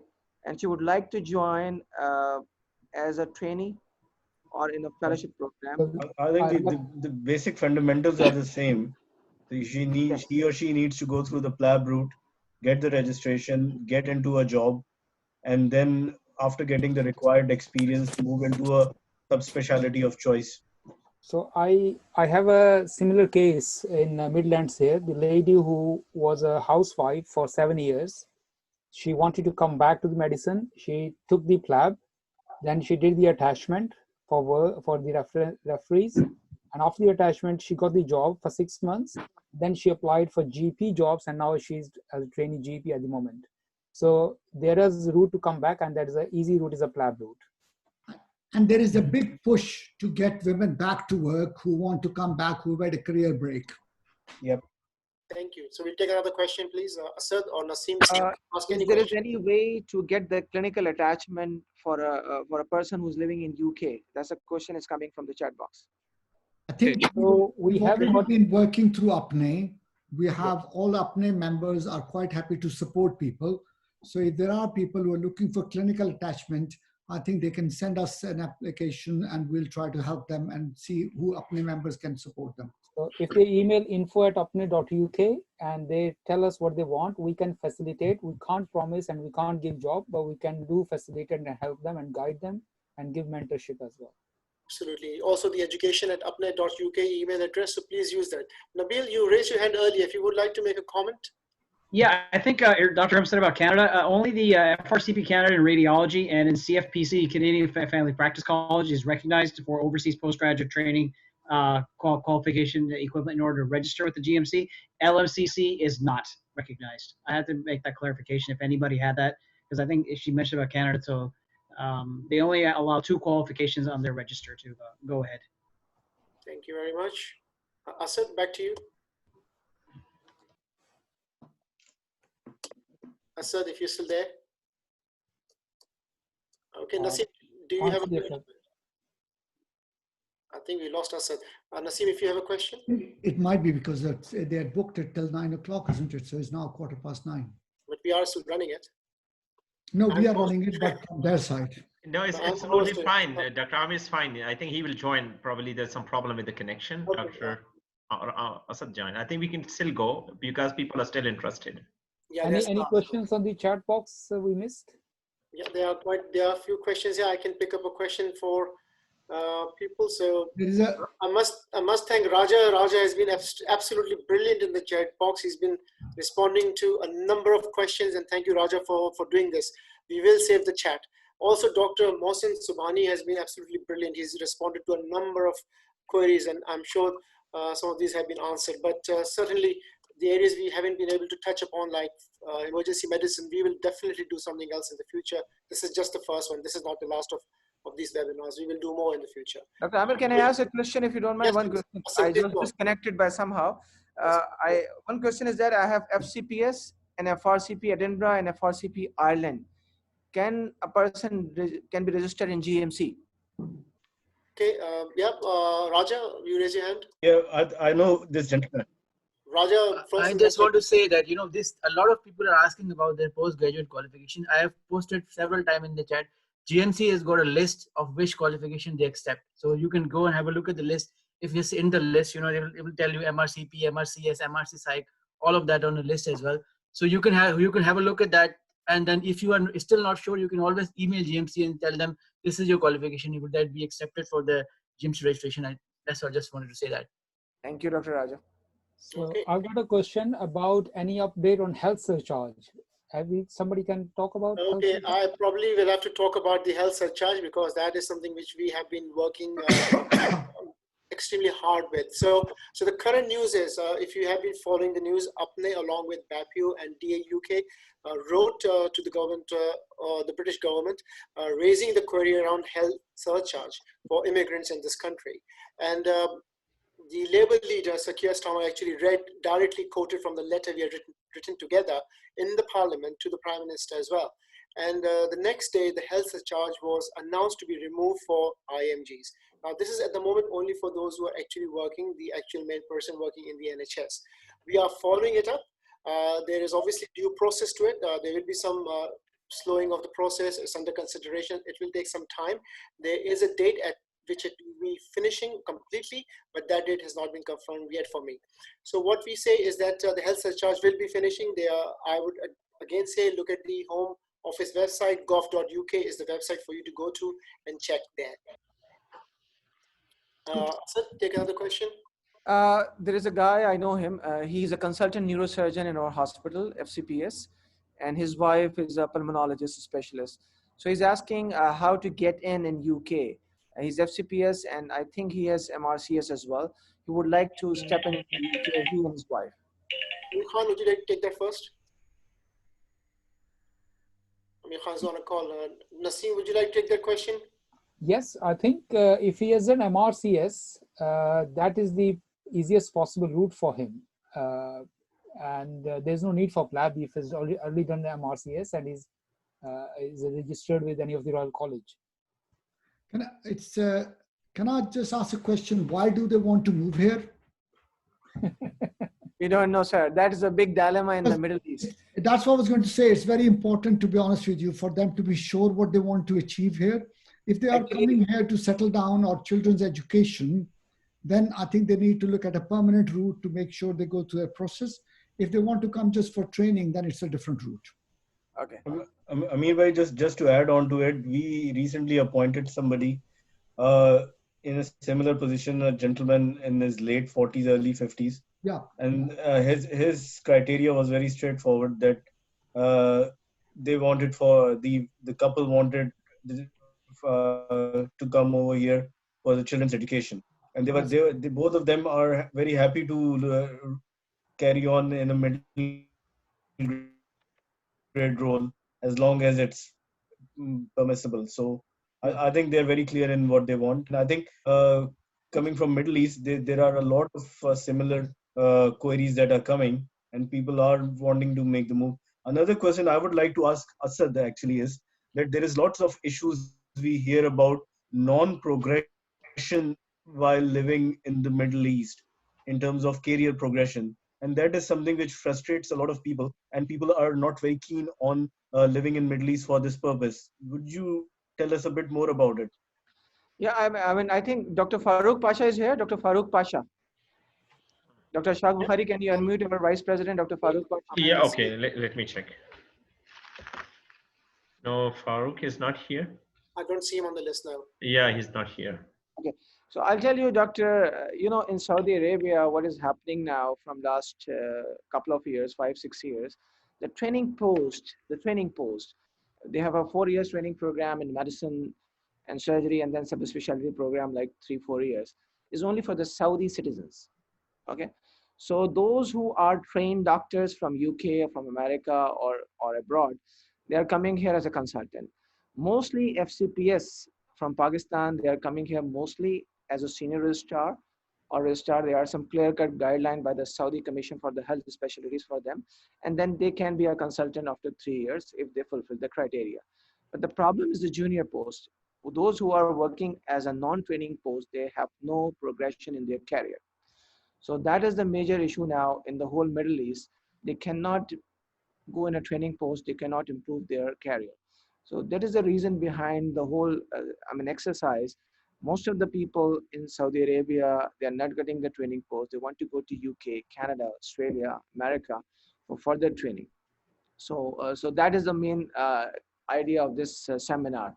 I think Dr. Shabi, you will satisfy this with this answer, or I can get more. No, that's fair enough. I just wanted to have an idea what this. You will be surprised, Dr. Shabi, that Saudi citizens, those who are physicians, they are not getting residency match nowadays. Like 60% get Don't try to matched, go there, 20% Shabi. are That's not the matching answer. this year. So you get the answer.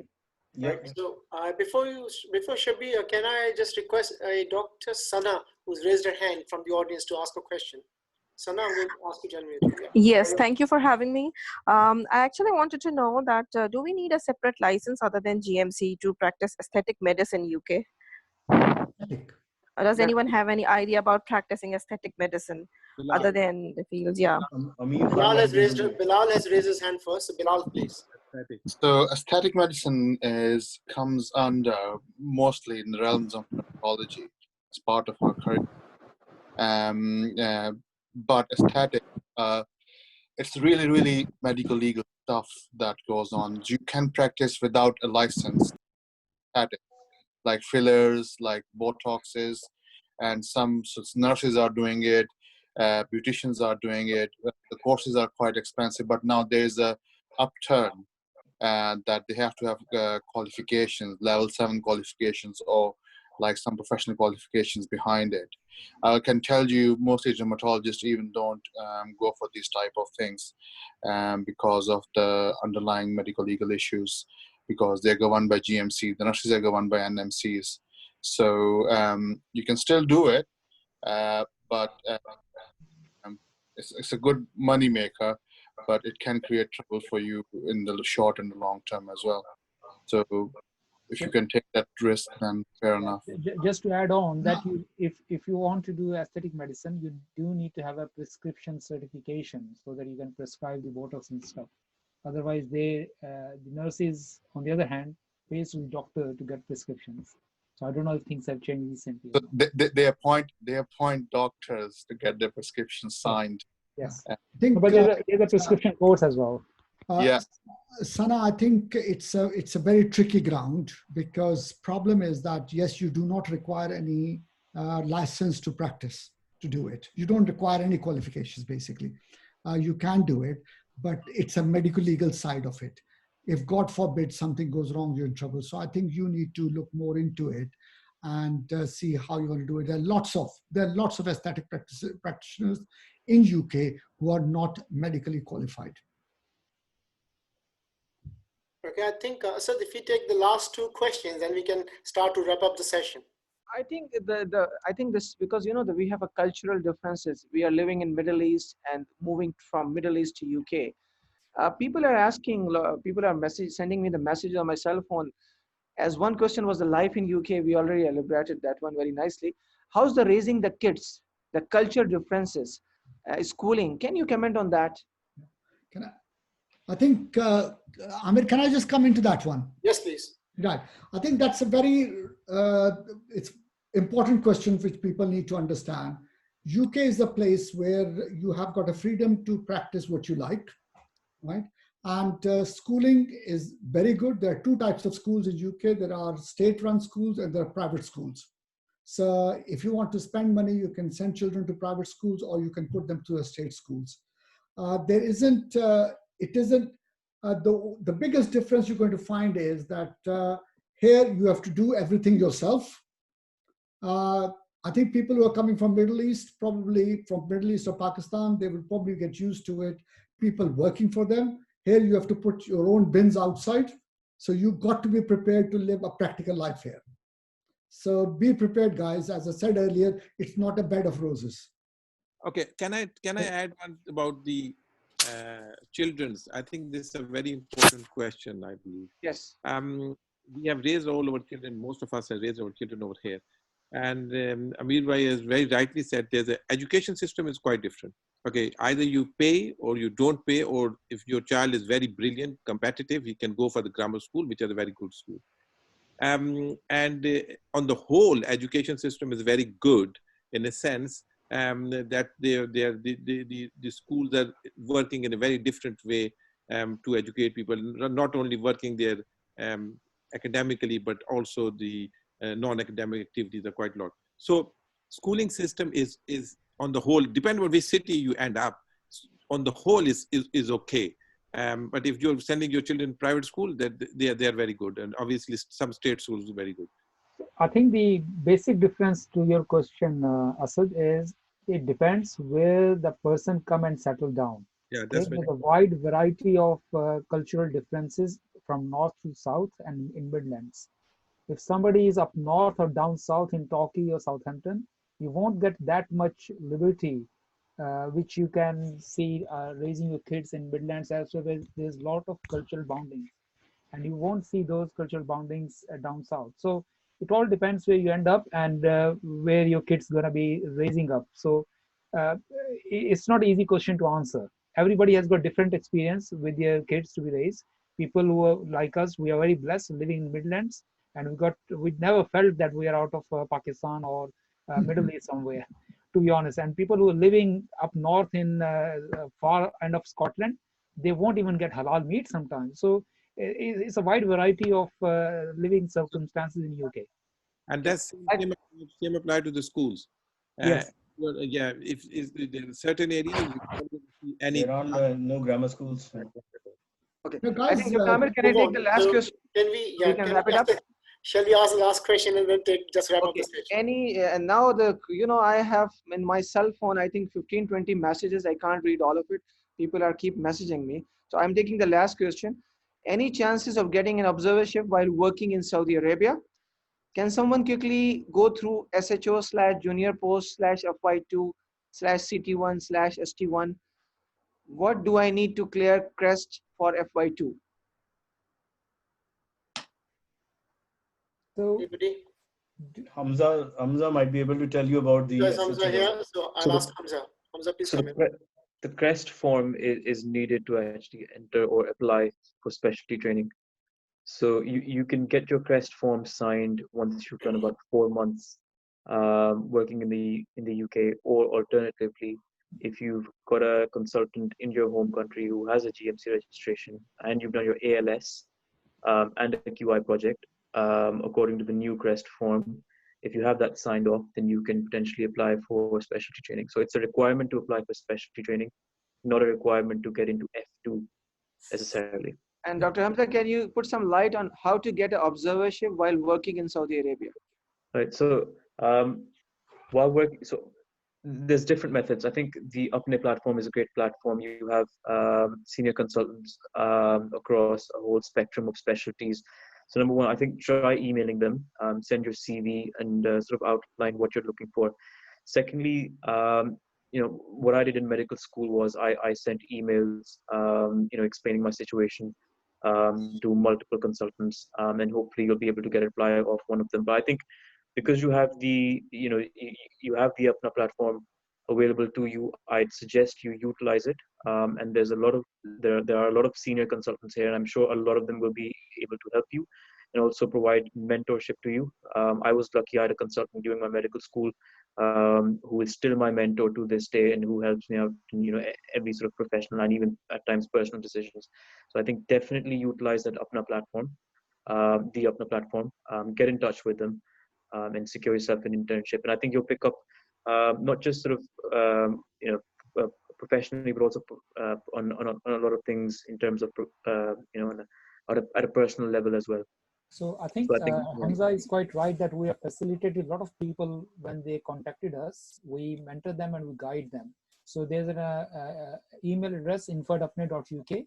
If you give your CV there and ask what you're looking for, some of us can guide you in that circumstances. Dr. Amir, can you just put your email, the APPNE contact addresses or email or website on this chat box? We have. So colleagues, our fellows all over the world can contact you, and you can guide them, mentor them as well. We have done it. I think I'll just read it one more time. It's info@appne.uk. I'll type it in the I got it. Okay. So it's there, and then education as well. So I think we've done it many times. I found it much earlier in the chat box, so they're all there. But I have no problem typing it again because that's why we are here. Wonderful. So you can also navigate on a website www.appne.uk. So APPNE.uk. So it can be easily contactable from there. Fantastic, lovely. I think and there are still so many questions coming in, and I think at some point we have to say thank you and goodbye to everybody. And I'm sorry that we have to do it, but I think we have to for the fact that it's been nearly 3 hours since we've been here, from 6:30 to 9:30. We must appreciate that. In fact, it's more than 3 hours. What I would like to request is for Asad to please say his closing remarks, and then myself, and then we'll say thank you to everybody. Thank you very much, APPNE and President Dr. Amir Burney, and a great faculty. I mean, actually, I was learning from these questions. So, and on the behalf of the PDGR, our Excellency, his Ambassador of Pakistan, the Patron of the PDGR, we are thankful to the whole faculty, the mentors, the panels, and especially Dr. Amir Burney and Dr. Naseem Waraish. This is the idea, and I contacted Naseem, and he was very open-heartedly accepted the idea, and this is the execution.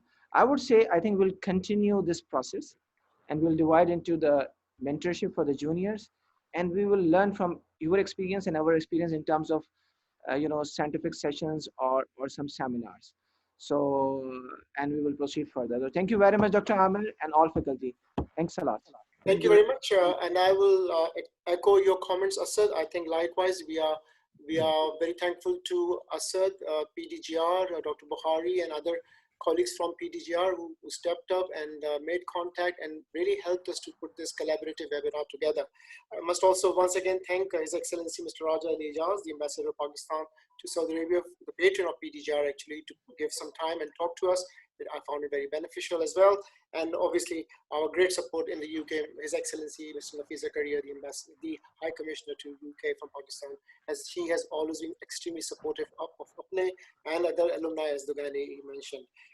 We must thank our mentors, Mr. Irfan Akhtar, Mr. Amir Khan, Mr. Shabi Ahmed, and Dr. Afzal Sawal for their fantastic mentorship, chipping in with some real important bits of information. And as you rightly said, Asad, there were things which I was learning as well. Our lovely panelists, Dr. Raja Adnan Ahmed, Dr. Nabil Sami, Dr. Bilal Malik, and Dr. Hamzah Khokhar. I must profusely thank you for taking your time out and being able, not for just this time, but 2.5 hours of non-stop questioning and reporting back. It's not an easy task, but I really thank you for your time and effort. Once again, I would like to thank APPNE as well, our General Secretary, Mr. Irfan Akhtar, who took the time out, and then Naseem Waraish for making this liaison between Asad and myself. And Asad, I know from good old days from medical school. He's much junior to me, but we know each other very well. And then finally, I must thank Mr. Bukhari, Dr. Bukhari, who's been so kind. He's back online now. And, welcome. I was here the whole session. Yeah, off the screen. Yeah, it was nice. I was taking care of the technical things. And you were indeed, and you did a fantastic job, I must say. And thank you again, not for just now, but also the 2 hours we did in the afternoon. so it takes a lot of effort for people to come together. It's very easy to divide people. I always say dividing is very easy. Uniting is extremely difficult. And we all have our personal opinions, but the whole idea is to come together. We will help Pakistanis no matter where they are, in Pakistan, and in Northern Europe. So I think we have all found some benefit from this webinar today.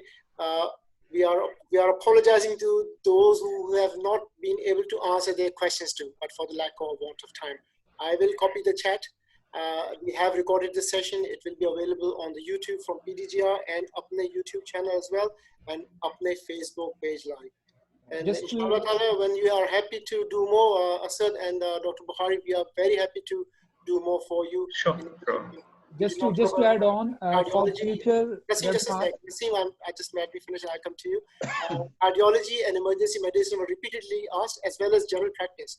So I think there is already a potential for a webinar around those 3 areas, and I think we'll get an expert panel on those topics. So I'll ask Naseem to say a few words, and then we'll say thank you. Yeah. Sorry, Amir, just wanted to thank you, everyone. There's a question people who ask, like, how they can know about our future webinars and future programs. Please keep an eye on our Facebook page, which is APPNE Facebook page, and every single thing goes on there. And there are some requests to come up, like primarily webinar on how to build up your CV and how to secure a job in UK. I will liaise with Asad, and then we can work on it. and hopefully soon, inshallah, we'll do one on that one. Inshallah, thank you, Naseem, for that. We are doing one more webinar on this Sunday. It's on cardiorespiratory disease. It's on the APPNE platform, so you can log in on Facebook Live again. APPNE, cardiorespiratory disease and COVID-19. I think I'm getting tired, even I can't speak clearly now. But before I go, as we said at the beginning, we must remember our friends, colleagues, healthcare professionals across the world who have lost their lives to this pandemic. So our thoughts and prayers are with all those families who have lost their loved ones, both in the UK and across the world. And quite a few of our friends, colleagues, family, and friends are unwell both here and Pakistan is still unwell with COVID-19. So may Allah subhanahu wa ta'ala give them Shifa Kamal, look after their families. Ameen, ameen, ameen. On that note, we would like to say thank you and goodbye to everybody. Thank you. Goodbye. Have a good night. Bye. Thanks, everyone. All the best. Bye-bye. Thank you. Take care. Thank you. Take care. Thanks, everyone. Great.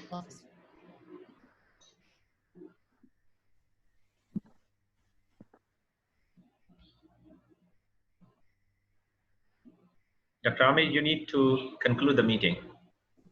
We already concluded the meeting. We concluded it. We just in the meeting, yeah. Yeah, if you can stay back for a bit, Asad and Hamzah and Naseem and myself, we can stay back for a bit and let all our participants leave. And then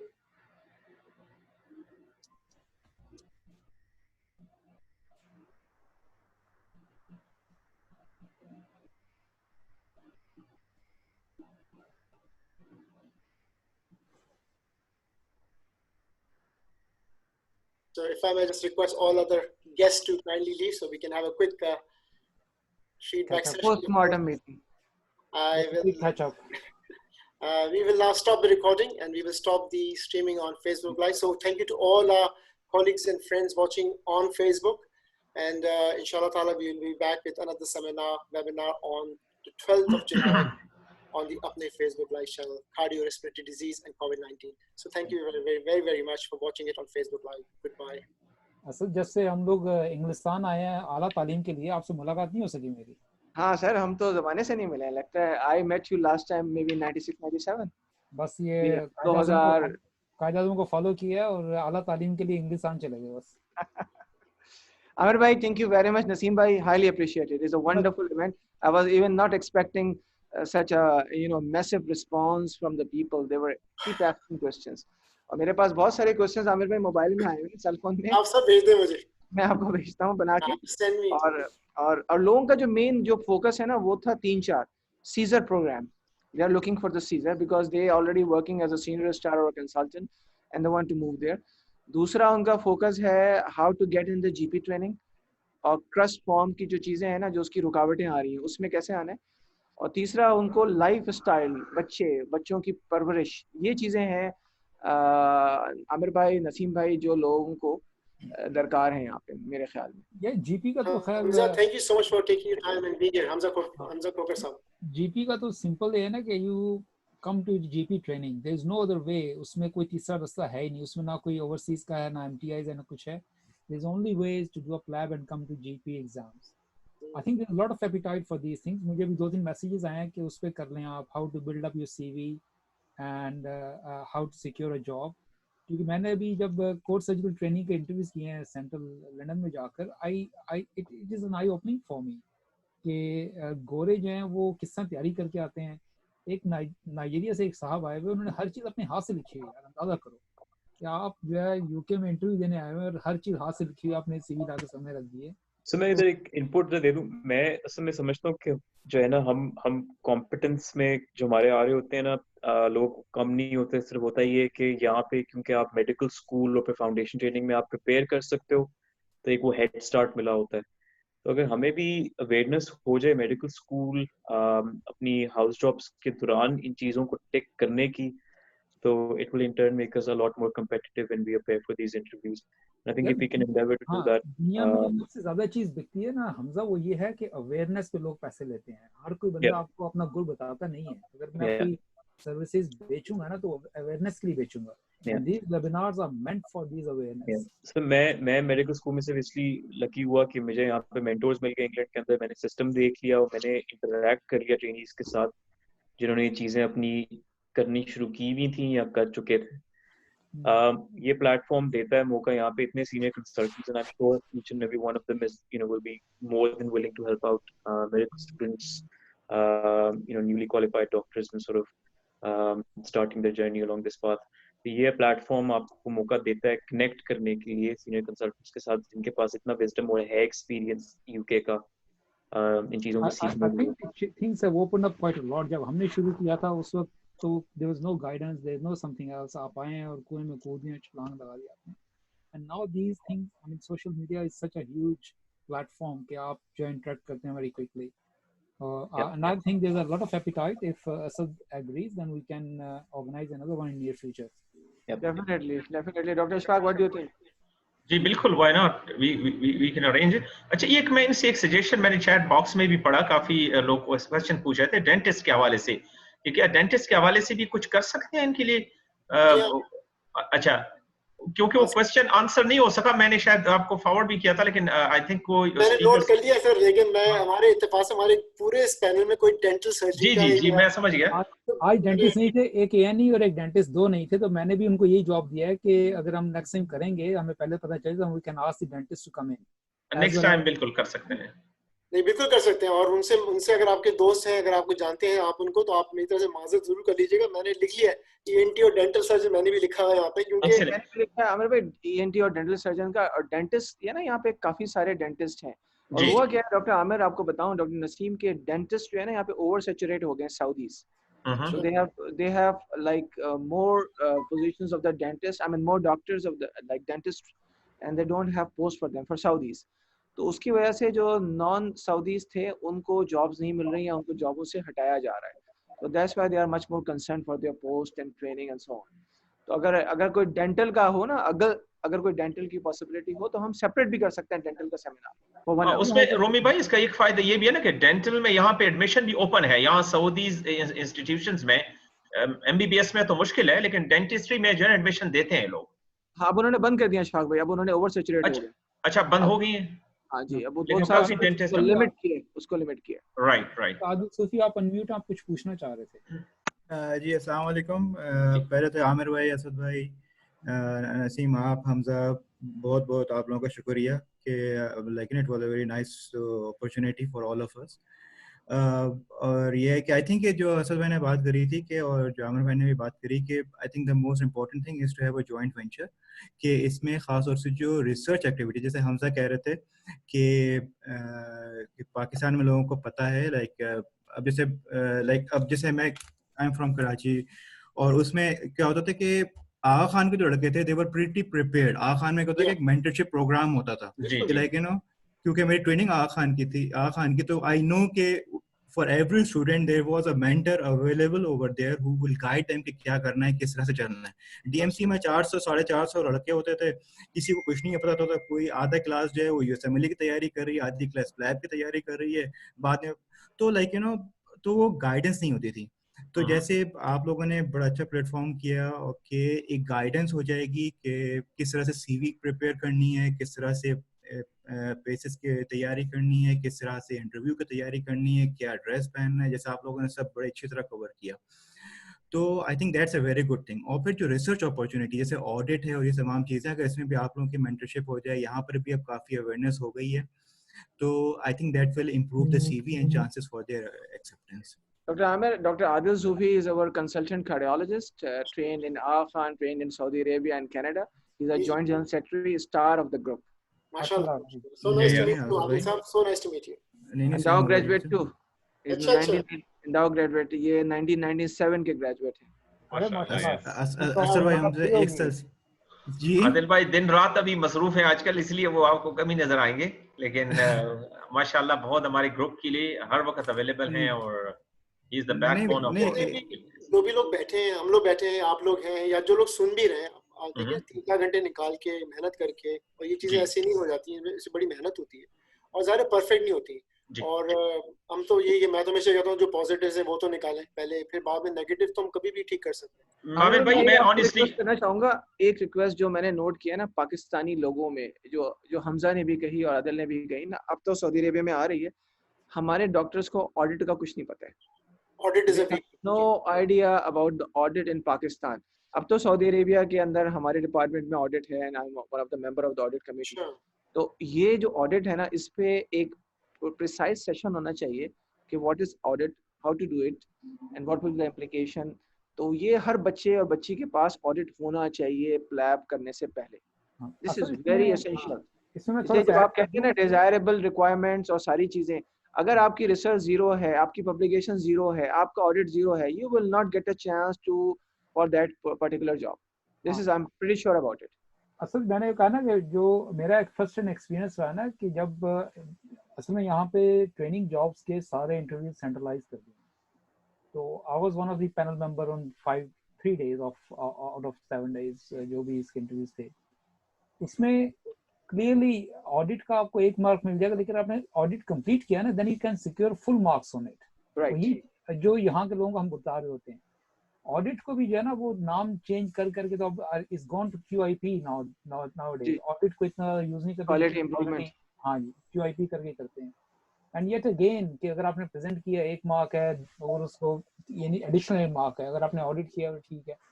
पहले जब हम लोग interviews के लिए जाते तो हमें सिर्फ सिंपल डेफिनेशन होती थी, हाँ भाई क्या ऑडिट क्या होता है ये बता दो, कैसे लूप होता है, कैसे होता है, सब कुछ वैसे। लेकिन आजकल बाकायदा देखा जाता है, हम लोग ये देखते हैं कि उसने किया हुआ है, कंप्लीट किया हुआ है, और फिर हम उससे क्वेश्चन करते हैं, इंट्री करते हैं कि वाकई उसने किया हुआ है, सिर्फ नाम ही लिखा हुआ उसने, क्योंकि there is no other proof apart from ये जो हम उससे कर रहे थे वहाँ पे। और जरा सा भी शक हो जाए कि गलत है तो we have been instructed to report them कि यार ये इसने गलत बयानी से काम लिया हुआ है यहाँ पे। जो यहाँ के जो लोकल ग्रेजुएट है ना, वो क्या करते हैं कि वो ना सिर्फ प्रेजेंट करते हैं बल्कि वो लोग एब्स्ट्रैक्ट प्रिंट करके लेके आते हैं जो उनके पब्लिश हुए होते हैं। That gives them good marks.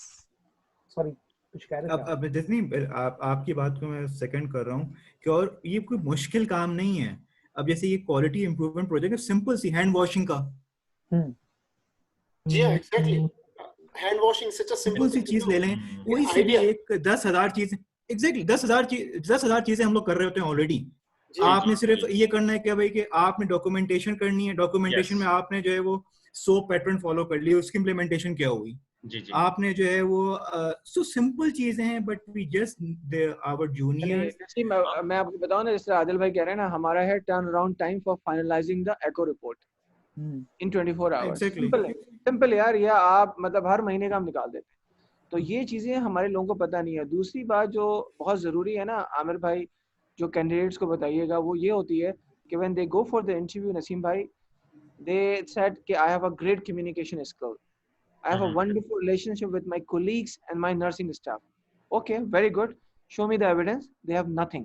Yes, true. Yep. ठीक है, तो प्लीज उनको बताएं कि जो लोग पाकिस्तान से या मिडिल ईस्ट से जा रहे हैं UK, they should have a letter from their nursing director, nursing charge nurse, from their colleagues regarding their leadership role, regarding their communication skills, regarding the the behavior, attitude towards the other colleague. ये बहुत important चीजें हैं जो vital role होता है जो आपको higher करने के लिए किसी के लिए। तो अगर मैं आपने एक बड़ी अच्छी बात की, क्योंकि अभी थोड़ी देर पहले हमजा ने भी शायद लीडरशिप की बात उठाई थी। I think you mention leadership Hamza, and I think leadership even management. तो मुझे अक्सर लोग जूनियर डॉक्टर्स कहते हैं हम क्या मैनेजमेंट। मैंने कहा भाई आप अगर F1 है, F2 है, आपने कभी रोटे में हिस्सा लिया है, आपने कभी, और वो भी आपकी मैनेजमेंट का हिस्सा है, आप उसको हाईलाइट तो करो। लेकिन इसमें ना आमिर भाई इसमें ना इसमें उनको लेटर चाहिए होता है। जिस तरह अभी मैं था ना, तो जिस तरह अभी आई थिंक हमजा भी उसी इंटरव्यू में गया होगा।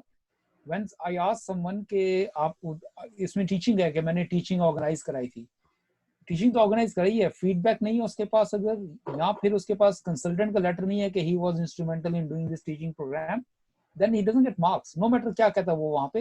if I don't see the evidence I won't give them a mark। यही मैं कह रहा हूँ कि मैं फाउंडेशन डॉक्टर्स के इंटरव्यूज करता हूँ तो F2 के उसके, तो उसमें अगर आप कहते हैं मैं जी I love teaching, तो जिस तरह भी किसी ने असद ने बोला कि एविडेंस, तो टीचिंग पोर्टफोलियो दिखा दो अपना कि भाई तुमने कितने इवेंट्स किए, कैसे ऑर्गेनाइज किए, क्या फीडबैक की, पोस्ट हॉक रिफ्लेक्शन क्या थी, how did you improve your teaching sessions for the future. These are immediate 5-6 questions. The moment you say I love teaching, somebody will ask you, show me the evidence.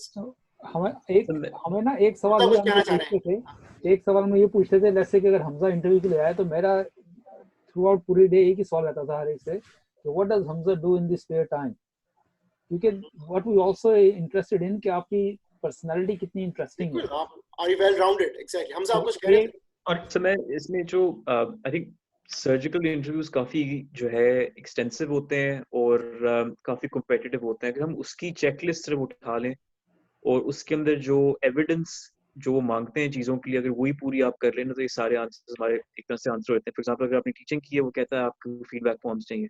अगर आपने audit किया है, वो आपको आगे से कहते हैं प्रेजेंटेशन आपको चाहिए, या आपको जो है कंसल्टेंट का लेटर चाहिए। तो एविडेंस जो है उसका अगर हम सिर्फ शेयर कर दें एक जो पोर्टफोलियो चेकलिस्ट है कोर्स सर्जिकल ट्रेनिंग की, आई थिंक वो काफ़ी स्पेशलिटीज को कवर कर देगी, क्योंकि वो सिर्फ जो स्पेशलिटी चेंज होती है लेकिन एविडेंस और रिक्वायरमेंट्स वही रहती हैं।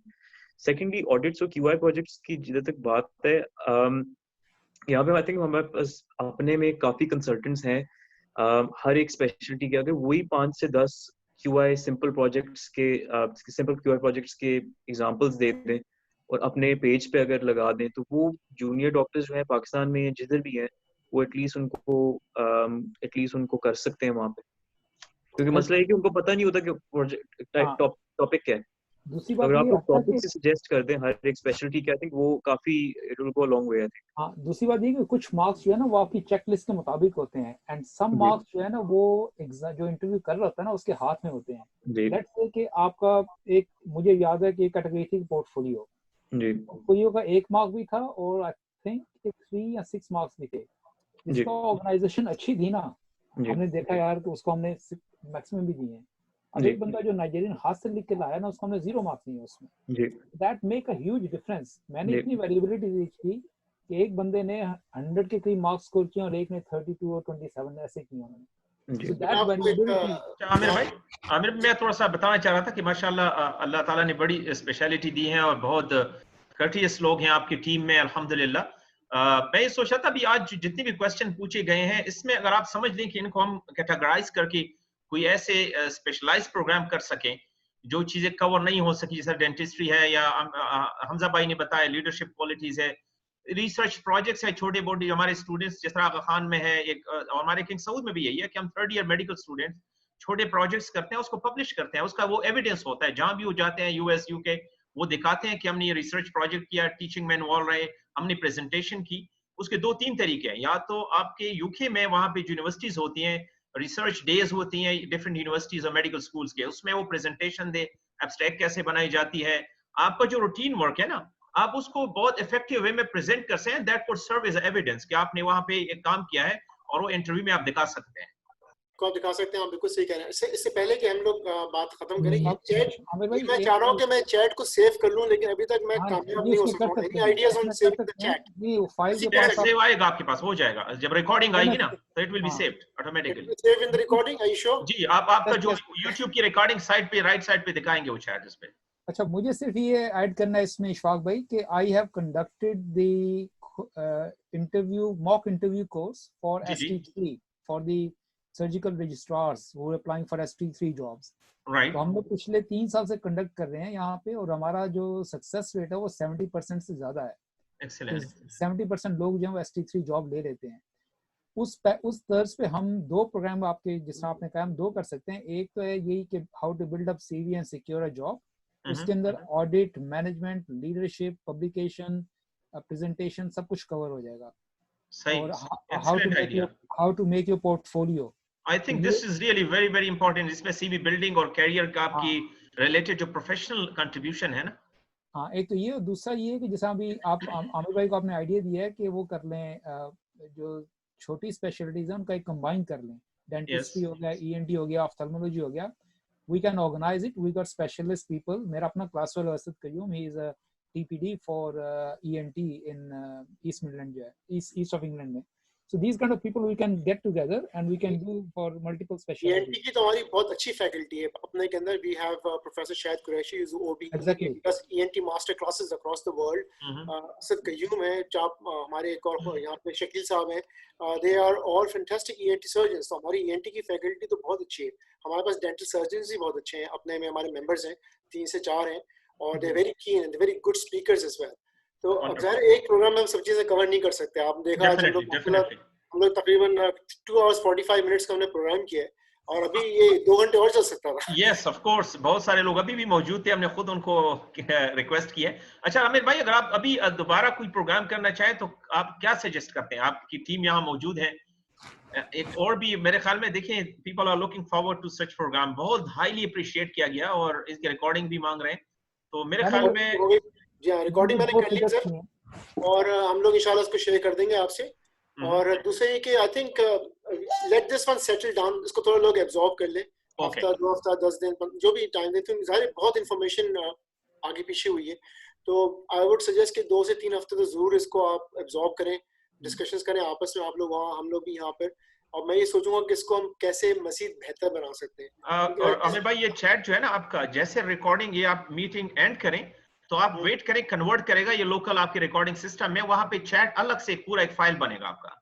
बस से अगर बन जाएगा तो ठीक है, क्योंकि मैंने मेरे पास है, मैं भेज दूंगा, मैं करता हूं, मेरे पास होता है पूरा फाइल बना हुआ होगा, you can, it's a record for you. उसका नाम चैट है, चैट नाम होता है उसका। ठीक है, नहीं मैं रिकॉर्डिंग तो सेव करता ही हूं हमेशा। श्योर मैं अभी देख लूंगा, इंशाल्लाह ताला हो जाएगा, लेकिन मैंने काफी पॉइंट्स लिख लिए हैं, तो इतना मसला नहीं होना चाहिए अल्हम्दुलिल्लाह। और आई थिंक और अब नेक्स्ट हमारा वेबिनार उसमें थोड़ा सा we want female junior doctors to be part of the panelist, because I think जो फीमेल्स होती हैं वो होम मेकर्स भी होती हैं, छोटे बच्चे भी होते हैं, उनकी परवरिश कैसे होती है, और how to look after kids in this country as well in the UK. I think वो क्वेश्चन भी उठा था, तो I think we just need to make have some more diversity in the panel. I think just लोग busy थे, Friday night थी, लोग busy थे, वरना हमारी फीमेल कॉलीग्स आई थी, इरम भी आई, उन्होंने आके इनपुट किया, लेकिन I think we just need to balance it a bit more junior colleagues as well. I think those who just pass PLAB, जैसे नबील ने किया है, या हमजा जूनियर डॉक्टर है, काम कर रहे हैं, बिलाल हैं, तो आई वांट मोर पीपल, राजा माशाल्लाह जूनियर है लेकिन कंसल्टेंट है, तो we want more junior colleagues coming in, IMGs to help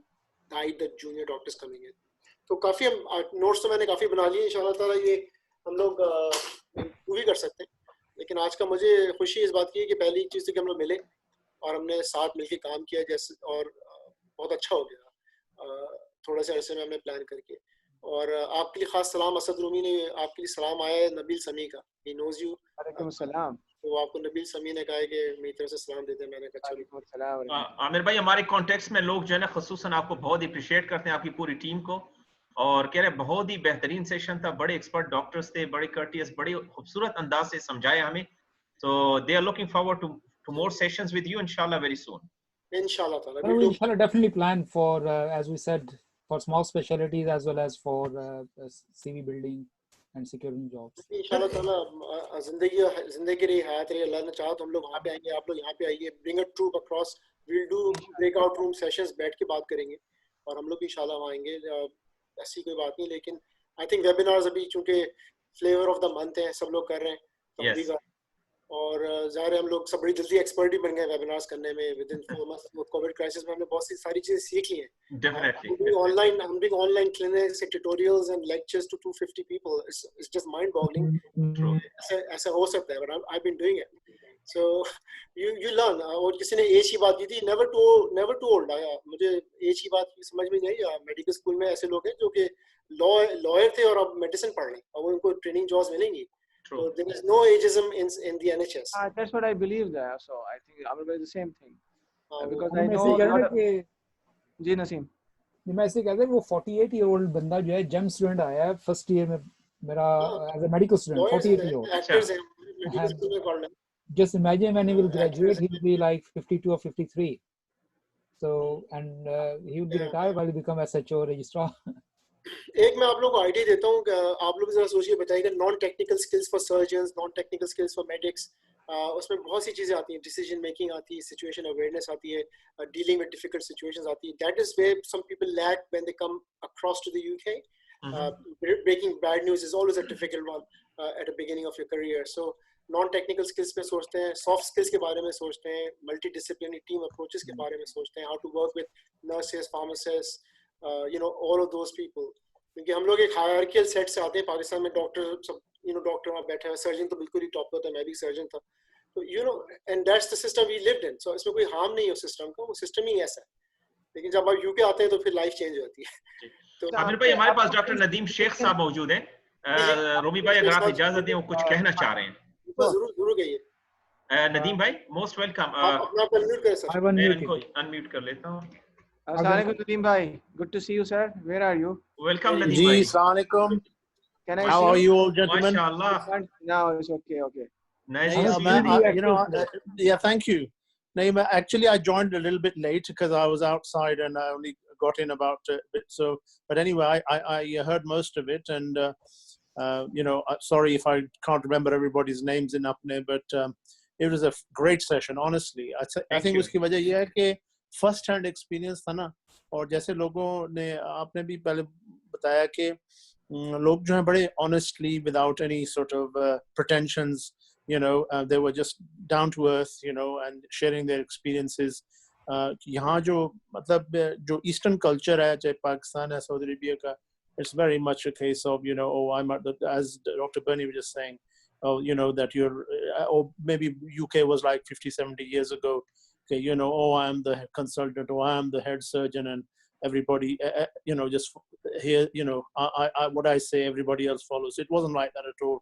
It was a very fantastic discussion forum, lots of different people from different backgrounds. So, you know, it was brilliant, and I'm looking forward to the next ones as well, actually. Thank you, So, नहीं not at all. मैं आपको बहुत practical बातें बताऊं कि मैं हमेशा कहता हूँ last century यानी the 20th century things are very different. Yes, सही बात yes, है. true, very true, yeah. And 2002-3 से changes आ गए. Irfan welcome back. इरफान आपको बड़ा हमने miss किया. लेकिन आप वही मैं आपको नदीम भाई आपकी बातों में ऐड कर दूं कि जी थैंक यू वेरी मच. चक्कर ये था कि खान भाई हमारे ना सिर्फ सीनियर आदमी हैं बल्कि सीडी भी हैं अपने डिपार्टमेंट के, और आमिर खान मेडिकल डायरेक्टर रहे हैं. सो एज यू सेड कि काफी सीनियर लोग हैं, वेरी हम्बल.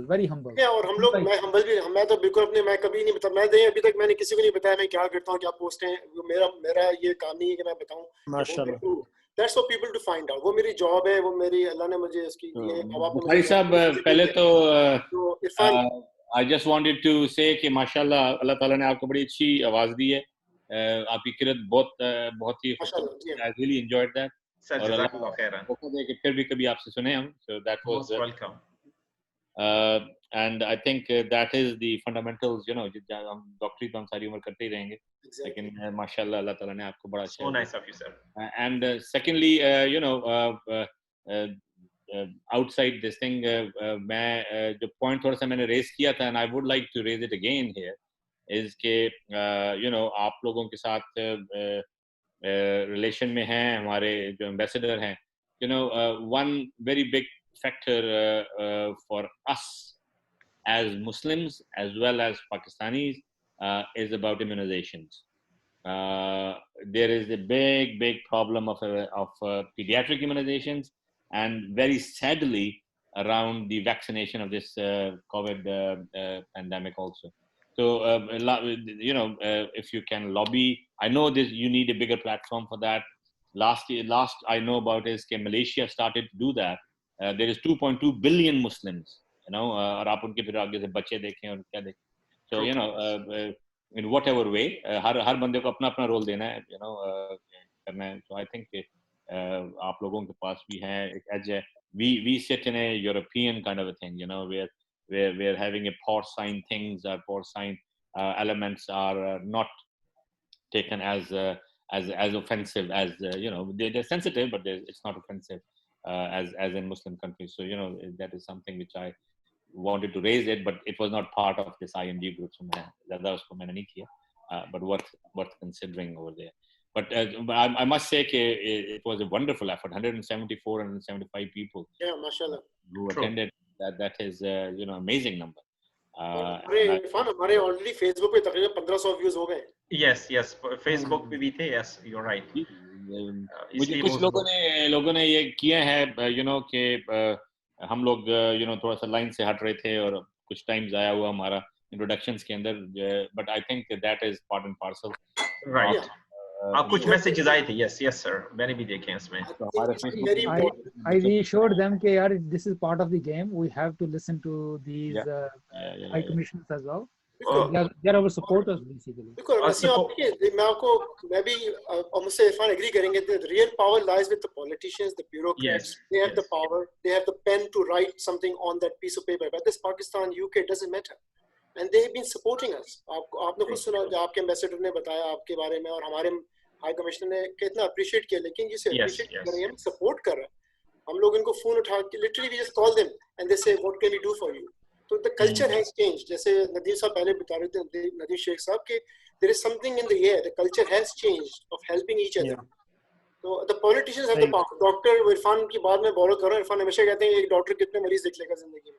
वो बिल्कुल बड़ी ऑनेस्ट बात है. आप 25 देख लेंगे, 30, 40, 50 मरीज देख लेंगे, लेकिन एक politician can affect millions. So if you can be a channel to affect a politician, और बोले चलो एक आप प्राइमरी के क्लिनिक बना दो कहीं पे, उस प्राइमरी के क्लिनिक से हजारों लोग ठीक हो सकते हैं. लेकिन उसके लिए हमें पॉलिटिशियंस को, ब्यूरोक्रेट्स को ऑन बोर्ड लेना बहुत जरूरी है. And not the politician person but the post. उसमें अच्छा आमिर भाई एक सॉरी जी, नदीम भाई प्लीज गो अहेड. नदीम भाई सॉरी, मैं बस ये कहना चाह रहा था कि मुझे आपकी ये अपने की जितने भी पैनल थी उन्होंने एक बड़ी अच्छी बात की. बार बार लोगों ने ऑनेस्टी और एथिक्स के ऊपर जोर दिया, और मेरा ख्याल ये जोर जरूरी है इस वजह से कि I mean we don't want to be too self deprecatory, लेकिन अनफॉर्चुनेटली जब लोग जो है ना हमारी कम्युनिटी में, I mean I don't want to draw divisions, you know we should be uniting people. लेकिन मसला ये है कि जो पाकिस्तान से या सऊदी अरब, क्योंकि सऊदी अरब पाकिस्तान में कम से कम Muslim majority countries and the people are in the comfort zones, तो यहाँ all sorts of things happen which don't happen in the UK. तो उसमें ये है कि देखें कि यूजुअली मैंने देखा है कि जो यूके से लोग आ रहे हैं ना, वो दे अप फ्रंट, ठीक है, there is no sort of there is no sort of trying to appear something that you're not. Agendas नहीं होते. हाँ, तो यहाँ से यहाँ एक बहुत बड़ा मसला है कि लोग जो हैं वो क्या कहते हैं, they try to be something they are not, and it's very easy to pick that up in the UK when you are interviewing. I mean, for more than 10 years, I've been interviewing people, and huge numbers of British Pakistanis who want to come and work in Saudi Arabia, and all for the wrong reasons, because they are misfits in UK society. The ones that can't get anywhere in UK, they want to come and work in Saudi. तो ये बहुत ज़रूरी है कहना, क्योंकि ये जो है ना, एक देखें टॉपिक रेशिज्म का एक दो लोगों ने कहा है. Racism exists. There's no doubt about it. It probably exists in all societies. तो अब हाँ, तो अब क्या मैंने देखा है, और ये ब्रिटिश पाकिस्तानीज हैं, मतलब raised in the UK like myself, और also जो मतलब जो originally से पाकिस्तान से, तो जो settle in the UK, जब when things don't work out the way they want it, then they immediately वो racism का कार्ड इस्तेमाल करते हैं या इस्लामोफोबिया का. लेकिन यह है कि जैसे आपके किसी पैनलिस्ट ने कहा कि भाई हर एक हॉस्पिटल में अब तो जुमा पढ़ा जाता है. इतनी लिबरलिज्म है यूके में, आप जैसे मर्जी आप जिंदगी गुजारना चाहें गुजार सकते हैं. So if you come with the right attitude to the UK, not to make money, the whole package deal किसी ने बताया था. और खासकर I didn't go to a private school, I went to a state school.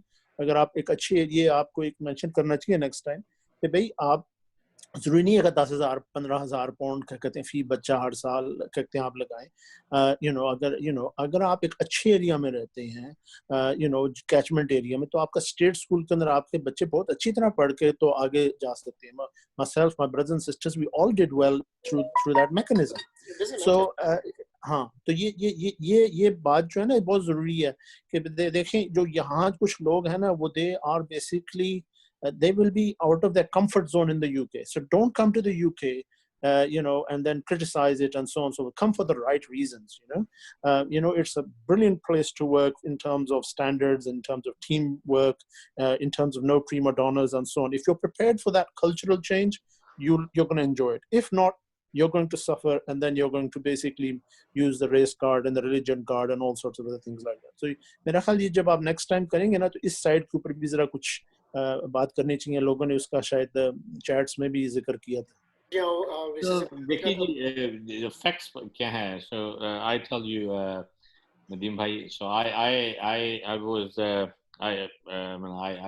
I trained here, but I went back to Pakistan, and I was a professor of surgery down there before I don't know why, but I came here. So if you ask me कि क्या race वहाँ पे नहीं है पाकिस्तान में, so I had a little stint in Saudi Arabia. क्या race वहाँ पे नहीं है? ये जो आखिरी खुतबे में हज़ूर पाक ने फरमाया था अरबी और अजमी को, क्या वो आप अभी नहीं देख रहे हैं आजकल भी? It stays there. मुझे वो बात नहीं भूलती है कि मैं एक दफ़ा ऑफिसर्स के मेस के अंदर हम लोग पढ़ रहे थे, तरावी पढ़ रहे थे, और the main person Egyptian who used to do the tarawih didn't come up, सो हमने वो बंगाली जो काम करने वाला था, ये लव लिख के रहते हैं, उसको आगे किया और सऊदी ने उसको पीछे कर दिया ड्यूरिंग द नमाज, और वो खुद भी पढ़ाई थी. So I cannot forget that thing, still in my mind. Anyway, to cut the long story short, अपनी shortcomings को cover करने के लिए, इंसान as a human being तरीके ढूंढता है और कई दफा उनका गलत इस्तेमाल करता है. मतलब I cannot say कि हमारे पास भी बहुत सारे ऐसे लोग हैं यहाँ पे जो कि एक case I dealt with in my managerial role about जुमा नमाज, and कि हमने क्या करना है. आरिश लोगों के बड़ा ज़्यादा प्रॉब्लम था. फिर हमारे यहाँ पे वो अब जुमे के लिए अगर आप 2.5 घंटे लेते हैं, ब्रेक लेते हैं, तो आप कैसे डिफेंड करेंगे?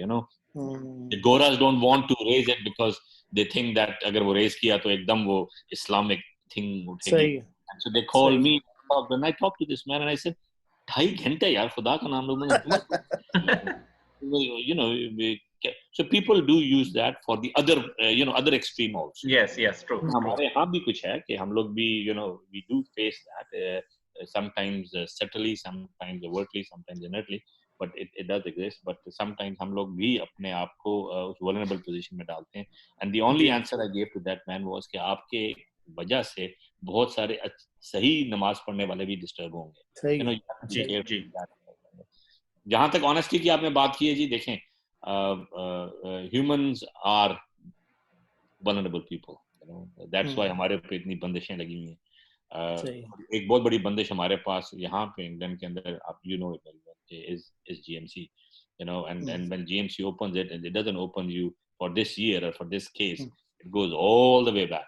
हम लोग, और वो एक बड़ी एक लिहाज से अच्छी भी है और बुरी भी चीज है. वो बिलाल हमारा एक जूनियर था, उसने सबसे पहले ये बात की थी कि अपने आप को कवर रखो और GMC जो है, try to do the right practices and all that. It takes a little while to understand कि ये कह देना कि मुझे इस दवाई की डोज नहीं आती है, इसका ये मतलब नहीं होता कि मैं अच्छा डॉक्टर नहीं हूँ. या अगर उसके सामने आप BNF खोल के उसकी डोज पढ़ना शुरू करें तो मरीज ये समझे कि इस डॉक्टर को दवाई की डोज का भी नहीं पता, मुझे क्या इलाज करें. But I think gradually people do understand that. आपको पता चल जाता है. मैं काफी इन्वॉल्व हूँ पाकिस्तान में, अपने कॉलेज के साथ ऑपरेट भी करता हूँ. And it becomes a little odd for my registrars when I say, sorry, I don't know about these things. आप किसी और को ढूंढिए इसके लिए. This is not my specialty. So we are progressing here. The fact still remains कि हमारे बहुत improvement हुई है. So अगर आपको मैं ये facts दूँ GMC के कि आज से कुछ अर्सा पहले तक, if you are Mr. Brown or Mr. Black, you are twice as much able to chances of getting referred to GMC. And if you get to refer to GMC, you're 5 times more liable to get convicted. Absolutely, I'm aware of that. Yeah. So, but now in the last 2 years, अगर आप PMTB का देखें, उसके medical fitness tribunal का देखें, so the results are almost approaching equal to Gora's. So we have worked hard. हम लोग अपने आप को, अपनी awareness को raise करने की कोशिश कर रहे हैं. And the more we join in, the more it is. And things जैसे आपने word use किया था कि कुछ issues पे अगर हम commonality के ऊपर आ जाएं और हमारी voice common हो जाए और हमारी voice में we'll have more impetus to that. I think things are improving considerably. And बहुत सारे लोग यहाँ पे बार-बार Caesar का मुझे लिख रहे थे और सब कुछ कर रहे थे. You have got success stories up, down, and right and left.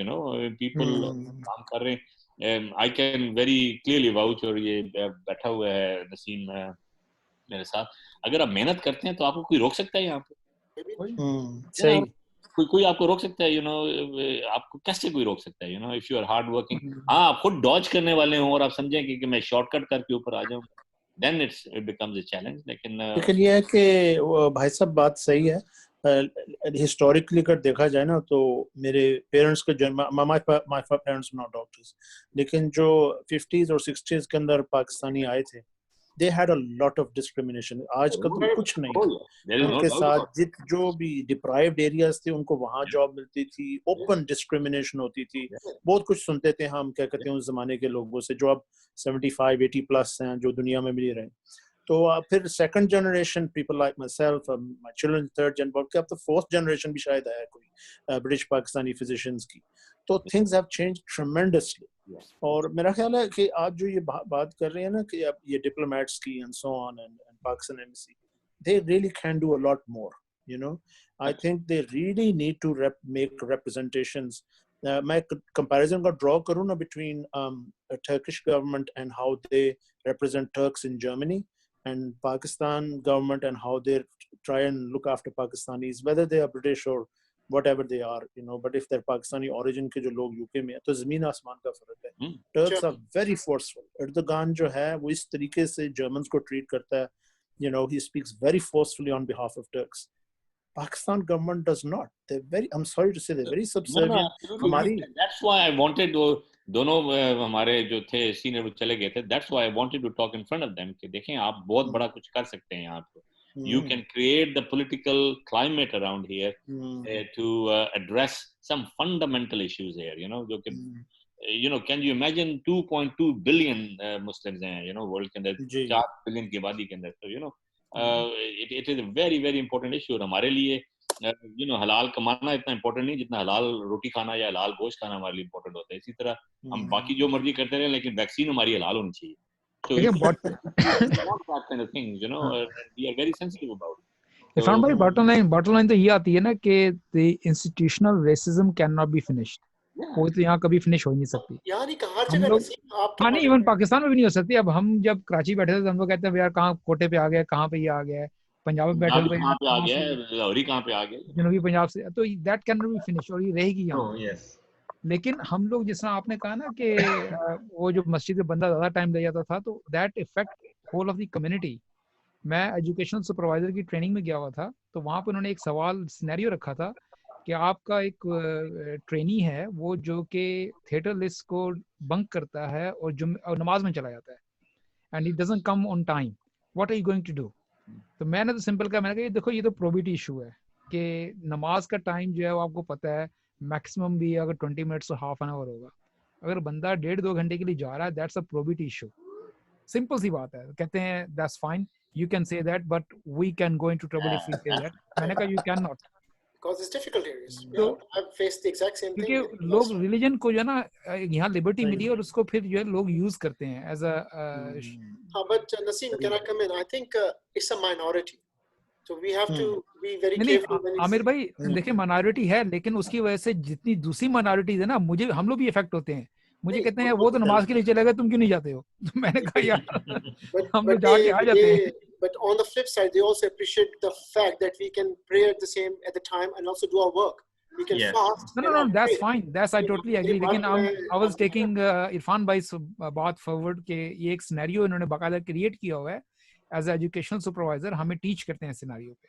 बिल्कुल सही कह रहे हैं, लेकिन हम देखें ना आप अगर गौर करें तो I think I don't know यहाँ पे आयरिश लोग कितने हैं या कितने उस उम्र वाले आयरिश लोग हैं. जब आयरलैंड के अंदर आयरिश मेडिकल काउंसिल और एक्चुअली आयरिश पार्लियामेंट के अंदर ये डिबेट हुई थी कि अगर मुसलमान नमाज पढ़ने जाता है 2 बजे के करीब या 1:30 बजे के करीब, तो उसके उतने पैसे काटे जाए अगर उसको इजाजत मिलेगी तो.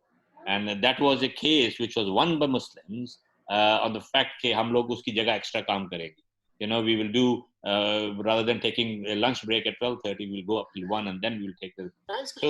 So all these things can be done. So I think coming back to it, I think it was Bukhari bhai or you know aap sab logon ne aaj you know it was a pleasure to see you guys and talk to people, and it was actually a little bit eye opening कि कितने लोगों के पास किस तरह के सवाल जवाब हैं उधर. मुझे ये अभी भी लगता है कि मेरा ख्याल है बड़ा अच्छा इन्होंने कहा कि बहुत सारे लोग वहाँ पे गोरे उस वक्त उधर जाते हैं ब्लैक से जिस वक्त यहाँ पे कुछ नहीं चल रहा होता. लेकिन मेरे भाई कुछ लोग ऐसे भी चले जाते हैं कि उम्र के उस में पहुंच जाते हैं कि यू नो अब बेहतर है कि कुछ दूसरी लाइफ का भी थोड़ा ध्यान किया जाए, इसलिए भी काफी लोग जाते हैं यहाँ से कि they can make up. And then there is another problem जो कि यू नो मेरे कोलीग्स को पता है कि one big problem is parents, and it is becoming very difficult to get parents to UK, and that often becomes a reason for people to move. के उन मुल्कों के अंदर अपने वालिदैन को लेकर आना उनके लिए आसान होता है, वो भी एक वजूहत है.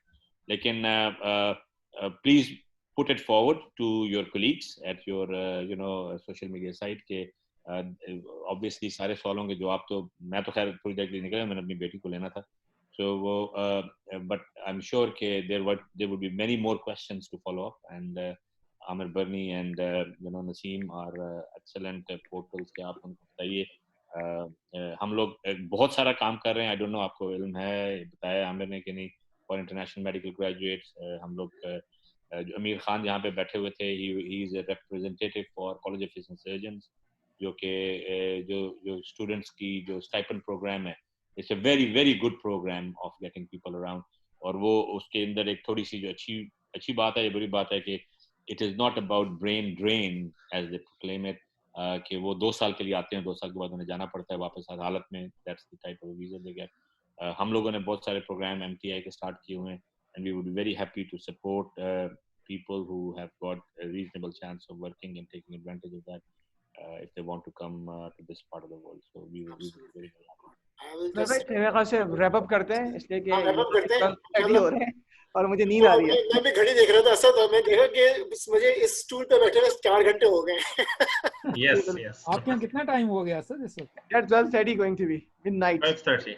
12:30 मैं 4 घंटे से बैठा हूँ, बल्कि मैं तो बुखारी से 2 घंटे और भी हम लोग बैठे थे. हम तो पहले जोर में भी मेहनत की और सारा डॉक्यूमेंटेशन आपने की. असद भाई आपको ये मैं बता दूं कि यहाँ पे इशा का टाइम जो है ना वो 11:30 के बाद स्टार्ट होता है. अच्छा, सही यूके में.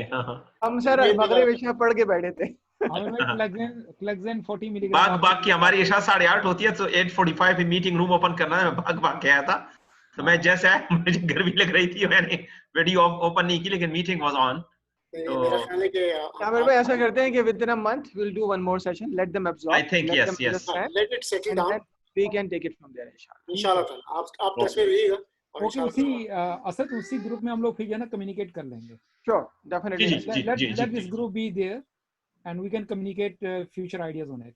जी नसीम भाई, वो फंक्शनल रहेगा इंशाल्लाह. यस, ठीक है. Thank you. मेरी तरफ से सबको सलाम. ओके, जज़ाकल्लाह खैरन आमिर भाई. बहुत सारी दुआएं हमारी लिए इंशाल्लाह. यकीनन जब हम मक्का मदीना जाएंगे, हमारा अल्लाह करे जल्द खुल जाए, आप सबके लिए बहुत सारी दुआएं मांगेंगे. आपने हमारी बड़ी मदद की. हम लोग तो लास्ट ईयर हज करके गए थे. आप लोग भी इंशाल्लाह, अल्लाह आपको भी ज़ियारत का मौका दे सबको, और अल्लाह अमन में रखे, हिफाजत में रखे, आफियत में रखे इंशाल्लाह. बहुत शुक्रिया फशावी, बहुत शुक्रिया. शुक्रान, थैंक्स अ लॉट. अस्सलाम वालेकुम व रहमतुल्लाह. अल्लाह हाफिज. अल्लाह हाफिज. हाफिज. हाफिज.